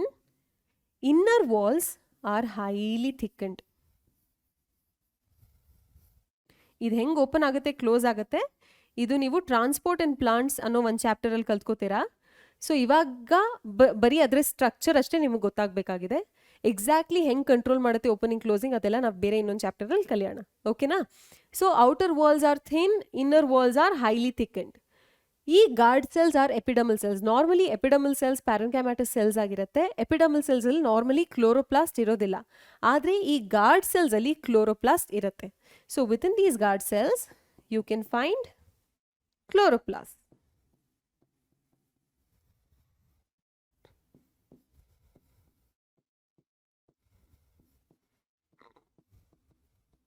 Okay, ಆಮೇಲೆ so by means of these chloroplast ಅದು ಏನು produce ಮಾಡುತ್ತೆ, ಶುಗರ್, ಸ್ಟಾರ್ಚ್, ಅದ್ರ ಬೇಸಿಸ್ ಮೇಲೆ ಓಪನಿಂಗ್ ಕ್ಲೋಸಿಂಗ್ನ ರೆಗ್ಯುಲೇಟ್ ಮಾಡ್ಬೋದು. ಎಕ್ಸಾಕ್ಟ್ಲಿ ಹೆಂಗಾಗುತ್ತೆ ಅದನ್ನು ನಾವು ಟ್ರಾನ್ಸ್ಪೋರ್ಟ್ ಇನ್ ಪ್ಲಾಂಟ್ಸ್ನಲ್ಲಿ ಕಲಿಬೋದು.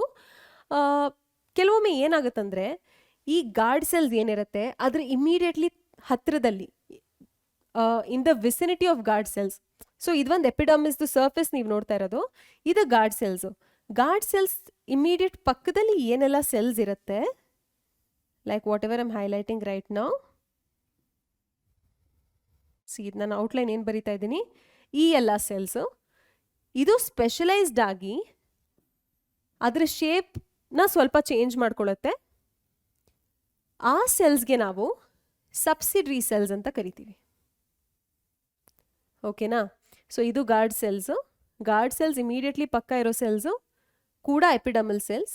ಆದರೆ ನೀವು ನೋಡ್ಬೋದು ಇದು ಎಪಿಡರ್ಮಲ್ ಸೆಲ್, ಇದು ಕೂಡ ಎಪಿಡರ್ಮಲ್ ಸೆಲ್. ಆದರೆ ಸ್ಟೊಮ್ಯಾಟಾಗ್ ಹತ್ತಿರ ಇರೋ ಗಾರ್ಡ್ ಸೆಲ್ಸ್ಗೆ ಹತ್ತಿರ ಇರೋ ಎಪಿಡರ್ಮಲ್ ಸೆಲ್ ಸ್ವಲ್ಪ ಮಾಡಿಫೈ ಆಗಿ ಸ್ವಲ್ಪ ಸ್ಪೆಷಲೈಸ್ಡ್ ಆಗಿ ಬೇರೆ ಎಪಿಡರ್ಮಲ್ ಸೆಲ್ಸ್ಗಿಂತ ಅದು ಸ್ವಲ್ಪ ಡಿಫ್ರೆಂಟಾಗಿ ಕಾಣಿಸುತ್ತೆ. ಆ ಸೆಲ್ಸ್ಗೆ ನಾವು ಸಬ್ಸಿಡರಿ ಸೆಲ್ಸ್ ಅಂತ ಕರಿತೀವಿ. ನಾವು talking about stomatal apparatus. Stomatal apparatus ಅಂದರೆ ಏನು? ಈ ಸ್ಟೊಮ್ಯಾಟಲ್ ಅಪರ್ಚರ್ ಏನಿದೆ, ಈ hole in the center or the pore in the center, ಈ stomatal aperture along with the guard cells along with the subsidiary cells is called stomatal apparatus. I repeat, there is an opening or a pore which is called stomatal pore. Adru sutta yenide either bean shaped or dumbbell shaped cells called guard cells. Adru sutta iro epidermal cells slightly specialized agi ಮಿಕ್ಕಿದ epidermal ಸೆಲ್ಸ್ಗಿಂತ ಸ್ವಲ್ಪ different ಆಗಿ ಕಾಣಿಸುತ್ತೆ. These are called subsidiary cells. So this entire thing is what we call stomatal apparatus. Okay, now let's move on to talk about the ground tissue system. ನಾನು already ನಿಮ್ಗೆ ಹೇಳಿದೆ, ground tissue system ಅಂದರೆ epidermal tissue system, vascular tissue system, ಇದನ್ನು ಬಿಟ್ಟು ಮಿಕ್ಕಿದ ಏನಿದೆ ಪ್ಲಾಂಟಲ್ಲಿ ಅದನ್ನು ನಾವು ಗ್ರೌಂಡ್ ಟಿಶ್ಯೂ ಸಿಸ್ಟಮ್ ಅಂತ ಕರಿತೀವಿ. So all the tissues except epidermis and vascular bundles are considered under the ground tissue system. ಇದರಲ್ಲಿ ನಾವು ಸಿಂಪಲ್ ಪರ್ಮನೆಂಟ್ ಟಿಶ್ಯೂಸ್ನ ನೋಡ್ಬೋದು. ವ್ಯಾಸ್ಕ್ಯುಲರ್ ಟಿಶ್ಯೂಸಲ್ಲಿ ನಾನು ಹೇಳಿದೆ ಝೈಲಮ್ ಆ್ಯಂಡ್ ಫ್ಲೋಯಮ್ ಅದಿರುತ್ತೆ ಅಂತ, because that is the conducting tissue. ಅದು ಎರಡೂ ಕೂಡ ಕಾಂಪ್ಲೆಕ್ಸ್ ಪರ್ಮನೆಂಟ್ ಟಿಶ್ಯೂ. ಆದರೆ ನಾವು ಹೆಚ್ಚಾಗಿ ಪ್ಯಾರೆನ್ ಕೈಮಾನ ನೋಡ್ಬೋದು ಗ್ರೌಂಡ್ ಟಿಶ್ಯೂಸಲ್ಲಿ. ಅದನ್ನ ಬಿಟ್ಟರೆ ಕೋಲನ್ ಕೈಮಾ ಮತ್ತು ಸ್ಕ್ಲೆರನ್ ಕೈಮಾನ ನೋಡ್ಬೋದು. ನಿಮಗೆ ಗೊತ್ತಿರ್ಬೋದು, parenchyma, collenchyma, sclerenchyma, ಇದು ಮೂರು ಕೂಡ simple permanent tissues. So usually ನಾವು simple permanent tissues like parenchyma, collenchyma, sclerenchyma ಇದನ್ನು ಗ್ರೌಂಡ್ ಟಿಶ್ಯೂ ಸಿಸ್ಟಮಲ್ಲಿ ನೋಡ್ಬೋದು. ಸೊ ಇದು ಪ್ಯಾರೆನ್ ಕೈಮಾಟಸ್ ಸೆಲ್ಸ್ ಆಗಿದ್ದರೆ, ಪ್ಯಾರೆನ್ ಕೈಮಾ ಟಿಶ್ಯೂ ಇದ್ದರೆ ಗ್ರೌಂಡ್ ಟಿಶ್ಯೂ ಅಲ್ಲಿ ಯೂಶಲಿ ಅದು ಎಲ್ಲೆಲ್ಲಿರುತ್ತೆ, ಯಾವ್ಯಾವ ರೀಜನಲ್ಲಿರುತ್ತೆ? ಕಾರ್ಟೆಕ್ಸಲ್ಲಿರುತ್ತೆ, ಪೆರಿಸೈಕಲಲ್ಲಿರುತ್ತೆ, ಪಿತ್ತಲ್ಲಿರುತ್ತೆ, ಮೆಡ್ಯುಲರಿ ರೇಸಲ್ಲಿರುತ್ತೆ, and in primary that is with in the primary stems and roots. ಇದೆಲ್ಲ ರೀಜನ್ಸ್ ಏನು ಅಂತ ನಾನು ನಿಮ್ಗೆ ಹೇಳ್ತೀನಿ. I will take the example of root. So root ತೊಗೊಂಡ್ರೆ ಇದು ಒಂದು ರೂಟ್ದು ಟ್ರಾನ್ಸ್ಫರ್ ಸೆಕ್ಷನ್ ಅಂತ ಅನ್ಕೊಳ್ಳೋಣ. Doesn't matter if it's monocot or dicot. Outermost layer epidermis ಇದೆ, ಇಲ್ಲಿ ವ್ಯಾಸ್ಕ್ಯುಲರ್ ಬಂಡಲ್ಸ್,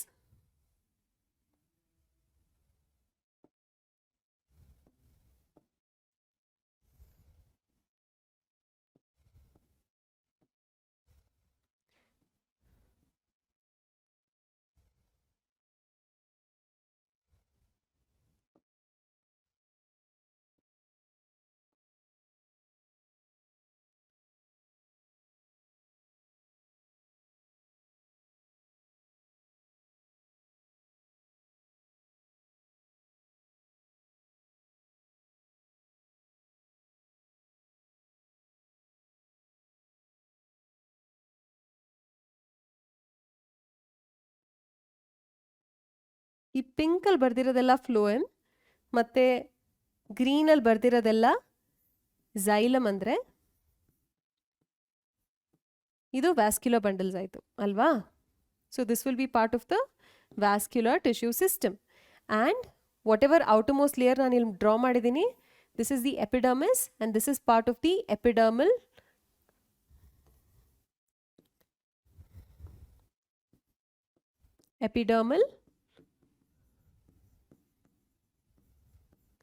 ಟಿಶ್ಯೂ ಸಿಸ್ಟಮ್ ಅಲ್ವಾ? ಸೊ ಈ ಎರಡನ್ನ ಬಿಟ್ಟು ಪ್ಲಾಂಟಲ್ಲಿ ಬೇರೆ ಏನಿದೆ ಅದಕ್ಕೆ ನಾವು ಗ್ರೌಂಡ್ ಟಿಶ್ಯೂ ಸಿಸ್ಟಮ್ ಅಂತ ಕರಿತೀವಿ. ಅದನ್ನೆಲ್ಲ ನಾನು ಈ ಸಯನ್ ಕಲರಲ್ಲಿ ಡ್ರಾ ಮಾಡ್ತೀನಿ. ಫಸ್ಟ್ ಏನು ಬಂತು? ಕಾರ್ಟೆಕ್ಸ್. ಸೊ ಎಪಿಡರ್ಮಿಸ್ ಕೆಳಗಡೆ ಏನಿರುತ್ತೆ ಸೆಲ್ಸು, ಯೂಶಲಿ ಪ್ಯಾರೆನ್ ಕೈಮ್ಯಾಟಸ್. ಬೇರೆ ಬೇರೆ ಆರ್ಗನ್ಸಲ್ಲಿ ಬೇರೆ ಬೇರೆ ಥರ ನೋಡ್ಬೋದು. ಡೈಕಾಟ್ಸಲ್ಲಿ ಬೇರೆ ಥರ ಟಿಶ್ಯೂ ಇರುತ್ತೆ, ಮೊನೊಕೋಟಲ್ ಬೇರೆ ಥರ ಇರುತ್ತೆ. ಇದಕ್ಕೆ ನಾವು ಕಾರ್ಟೆಕ್ಸ್ ಅಂತ ಕರಿತೀವಿ. ಕಾರ್ಟೆಕ್ಸ್ ಆದಮೇಲೆ ಒಂದು ಲೇಯರ್ ಆಫ್ ಸೆಲ್ಸ್ ಇರುತ್ತೆ that surrounds the vascular bundles. ಇದಕ್ಕೆ ನಾವು ಪೆರಿಸೈಕಲ್ ಅಂತ ಕರಿತೀವಿ. ಹಾಗೇನೆ ಸೆಂಟರಲ್ಲಿ ಏನು ಜಾಗ ಇದೆ ಇಲ್ಲಿ ವ್ಯಾಸ್ಕ್ಯುಲರ್ ಬಂಡಲ್ಸ್ ಮಧ್ಯ, ಇಲ್ಲೆಲ್ಲ ಏನು ಪ್ಯಾರೆನ್ಕೈಮಾ ಟಿಶ್ಯೂಸ್ ಪ್ರೆಸೆಂಟ್ ಇರುತ್ತೆ, ಈ ರೀಜನ್ಗೆ ನಾವು ಪಿತ್ ಅಂತ ಕರಿತೀವಿ. ಹಾಗೇನೆ ಕೆಲವೊಮ್ಮೆ ಇದರಲ್ಲಿ ಅಷ್ಟು ಕ್ಲಿಯರ್ ಆಗಿ ಕಾಣಿಸಲ್ಲ, ಸ್ಟೆಮ್ಮಲ್ಲಿ ಕರೆಕ್ಟಾಗಿ ನೋಡ್ಬೋದು. ಈ ವ್ಯಾಸ್ಕ್ಯುಲರ್ ಬಂಡಲ್ಸ್ ಮಧ್ಯದಲ್ಲಿ ಪ್ಯಾರೆನ್ಕೈಮಾ ಪ್ರೆಸೆಂಟ್ ಇರುತ್ತೆ, ಅದಕ್ಕೆ ನಾವು ಮೆಡ್ಯುಲರಿ ರೇಸ್ ಅಂತ ಕರಿತೀವಿ. ಅದನ್ನು ನಾವು ಸ್ಟೆಮ್ಸ್, ಡೈಕಾಟ್ ಸ್ಟೆಮ್ಮಲ್ಲಿ ಸ್ಪೆಸಿಫಿಕ್ಲಿ ಕ್ಲಿಯರ್ ಆಗಿ ನೋಡ್ಬೋದು. ಸೊ ಈ ಎಲ್ಲ ಪಾರ್ಟ್ಸಲ್ಲಿ, ಕಾರ್ಟೆಕ್ಸಲ್ಲಿ, ಪೆರಿಸೈಕಲಲ್ಲಿ, ಪಿತ್ತಲ್ಲಿ, ಮೆಡ್ಯುಲರಿ ರೇಸಲ್ಲಿ, ಇಲ್ಲೆಲ್ಲ ಕೂಡ ಸ್ಟೆಮ್ ಮತ್ತು ರೂಟ್ಸಲ್ಲಿ ನಾವು ಗ್ರೌಂಡ್ ಟಿಶ್ಯೂನ ನೋಡ್ಬೋದು. ಓಕೆ, ಸೊ ಇದೆಲ್ಲದಕ್ಕೂ ನಾವು ಗ್ರೌಂಡ್ ಟಿಶ್ಯೂ ಅಂತಲೇ ಕರಿತೀವಿ.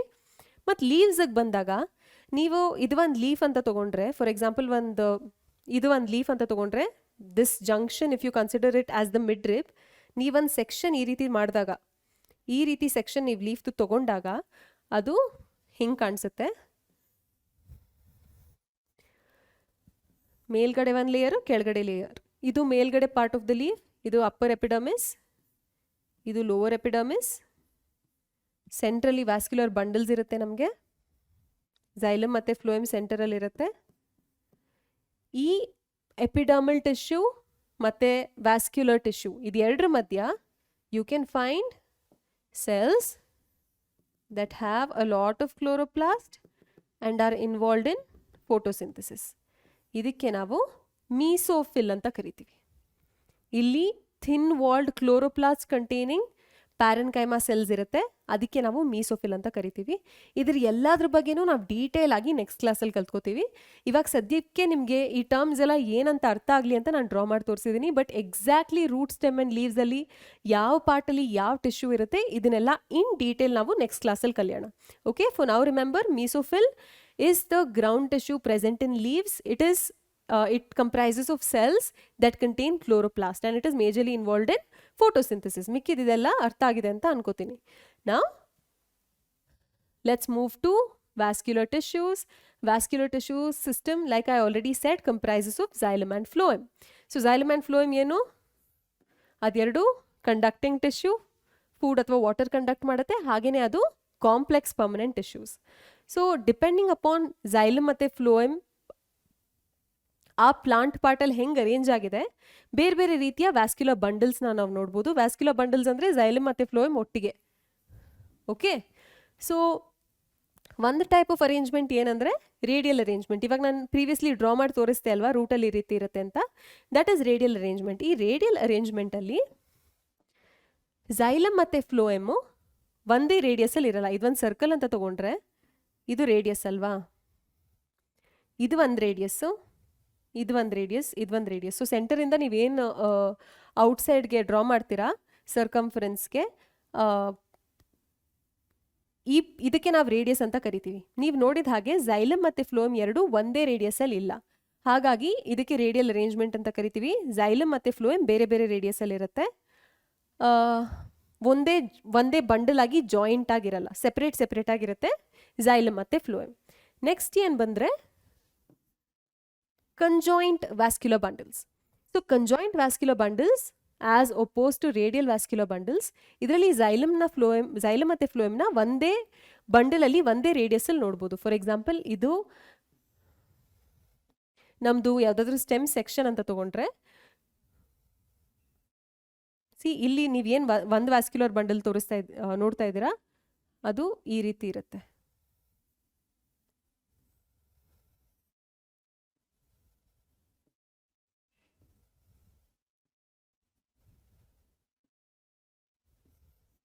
ಓಕೆ, ಸೊ ಒಂದೇ ರೇಡಿಯಸಲ್ಲಿ ನೀವು ಒಳಗಡೆಗೆ ಝೈಲಮ್, ಹೊರಗಡೆಗೆ ಫ್ಲೋಯಮ್, ಒಳಗಡೆಗೆ ಝೈಲಮ್, ಹೊರಗಡೆಗೆ ಫ್ಲೋಯಮ್ ಒಳಗಡೆಗೆ ಝೈಲಮ್, ಹೊರಗಡೆಗೆ ಫ್ಲೋಯಮ್. ಈ ರೀತಿ ಒಂದೇ ರೇಡಿಯಸ್ಸಲ್ಲಿ ಬೋತ್ ಝೈಲಮ್ ಅಂಡ್ ಫ್ಲೋಯಮ್ನ ನೋಡ್ಬೋದು. ಇಲ್ಲಿ ನೀವು ಆ ರೀತಿ ನೋಡೋಕ್ಕಾಗಲ್ಲ, ಎರಡು ಸೆಪರೇಟ್ ಆಗಿದೆ, ಬೇರೆ ಬೇರೆ ರೇಡಿಯಸ್ಸಲ್ಲಿ ಇರುತ್ತೆ. ಇಲ್ಲಿ ಒಂದೇ ರೇಡಿಯಸ್ಸಲ್ಲಿ ಎರಡು ನೋಡ್ಬೋದು. ಅದಕ್ಕೆ ನಾವು ಕಂಜಾಯಿಂಟ್ ವ್ಯಾಸ್ಕ್ಯುಲರ್ ಬಂಡಲ್ಸ್ ಅಂತ ಕರಿತೀವಿ. ಈ ಕಂಜಾಯಿಂಟ್ ವ್ಯಾಸ್ಕ್ಯುಲರ್ ಬಂಡಲ್ಸಲ್ಲಿ ಎರಡು ಥರದ್ದಿರುತ್ತೆ. ಒಂದು ಕ್ಲೋಸ್ಡ್ ಬಂಡಲ್, ಒಂದು open bundle. Conjoint closed vascular ಬಂಡಲ್ಸಲ್ಲಿ ಏನಾಗುತ್ತೆ ಅಂದರೆ ಫ್ಲೋಯಮ್ ಮತ್ತು ಝೈಲಮ್ ಮಧ್ಯ ಕೇಂಬಿಯಂ ಇರೋದಿಲ್ಲ. I'll tell you what cambium is. Cambium is a type of lateral meristem. Lateral meristem ಅಂದ್ರೆ ಏನಂತ ಹೇಳಿದ್ದೀನಲ್ವಾ? ಲ್ಯಾಟ್ರಲ್ ಮೆರಿಸ್ಟಮ್ ಅಂದರೆ meristematic tissue that is present on the sides. Usually ನಾವು ಅದನ್ನ ಸ್ಟೆಮ್ಮಲ್ಲಿ ನೋಡ್ತೀವಂತ, ಡೈಕಾಟ್ ಸ್ಟೆಮ್ಮಲ್ಲಿ ನೋಡ್ತೀವಂತ ಹೇಳಿದ್ದೆ. ಸೊ ಇದೇ ಕೇಂಬಿಯಂ. ಯೂಶಲಿ ಕೇಂಬಿಯಂ ಪ್ರೆಸೆಂಟ್ ಆಗಿದ್ರೆ ಪ್ಲಾಂಟ್ಸಲ್ಲಿ ಅದು ಇಲ್ಲಿ ಪ್ರೆಸೆಂಟ್ ಆಗಿರುತ್ತೆ. ಝೈಲಮ್ ಮತ್ತು ಫ್ಲೋಯಮ್ದು ಮಧ್ಯ.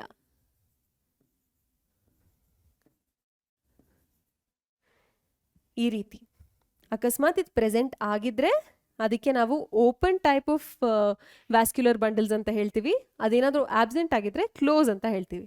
ಓಪನ್ ಅಂತ ಯಾಕೆ ಹೇಳ್ತೀವಿ ಅಂದರೆ ಕೇಂಬಿಯಂ ಪ್ರೆಸೆಂಟ್ ಇದ್ರೆ ಸೆಕೆಂಡರಿ ಗ್ರೋತ್ ಆಗುತ್ತೆ.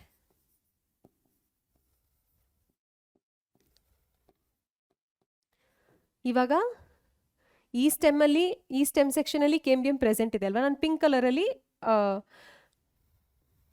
ಡ್ರಾ ಮಾಡಿದ್ದೀನಿ. ಈ ಕೇಂಬಿಯಂ ಒಂದು ರಿಂಗ್ ಫಾರ್ಮ್ ಮಾಡಿ, ಎಕ್ಸಾಕ್ಟ್ಲಿ ಹೆಂಗಾಗುತ್ತೆ ಅಂತ ನಿಮಗೆ ನೆಕ್ಸ್ಟ್ ಕ್ಲಾಸ್ ಕಲಿಸ್ಕೊಡ್ತೀನಿ. ರಿಂಗ್ ಫಾರ್ಮ್ ಆಗಿ ಸೆಲ್ಸ್ ಡಿವೈಡ್ ಆಗ್ತಾ ಆಗ್ತಾ ಆಗ್ತಾ ಈ ಥಿಕ್ನೆಸ್ ಆಫ್ ದ ಸ್ಟೆಮ್ನ ಇನ್ಕ್ರೀಸ್ ಮಾಡುತ್ತೆ. ಸಣ್ಣಗಿರೋ ಸ್ಟೆಮ್ನ ದಪ್ಪ ದಪ್ಪ ದಪ್ಪ increase in girth or diameter of the stem help ಮಾಡುತ್ತೆ. ಅದಕ್ಕೆ ನಾವು ಸೆಕೆಂಡ್ರಿ ಗ್ರೋತ್ ಅಂತ ಕರಿತೀವಿ. ಆ ಸೆಕೆಂಡ್ರಿ ಗ್ರೋತು ಕೇಂಬಿಯಂ ಇದ್ದರೆ ಸಾಧ್ಯ. ಕೇಂಬಿಯಂ ಇಲ್ಲ ಅಂದರೆ ಅದಾಗೋದಕ್ಕಾಗೋದಿಲ್ಲ. ಸೊ ಈ cambium will help in secondary growth. Cambium ಇಲ್ಲ ಅಂದರೆ ಸೆಕೆಂಡ್ರಿ ಗ್ರೋತ್ ಆಗೋಕ್ಕಾಗಲ್ಲ. Because of the presence of cambium, this type of plants, these type of plants are open to secondary growth. ಇಲ್ಲಿ ಸೆಕೆಂಡ್ರಿ ಗ್ರೋತ್ ಆಗೋ chance ಇಲ್ದಿರೋದ್ರಿಂದ ಇದಕ್ಕೆ ನಾವು closed vascular bundles ಅಂತ ಕರಿತೀವಿ. ಇಲ್ಲಿ this is closed for secondary growth. Cambium ಇಲ್ದಿರೋದ್ರಿಂದ ಇಲ್ಲಿ ಸೆಕೆಂಡ್ರಿ ಗ್ರೋತ್ ಅಥವಾ increase in girth of the stem ಆಗೋದಿಲ್ಲ. Okay, so with that I conclude ಇವತ್ತಿನ ಸೆಷನ್.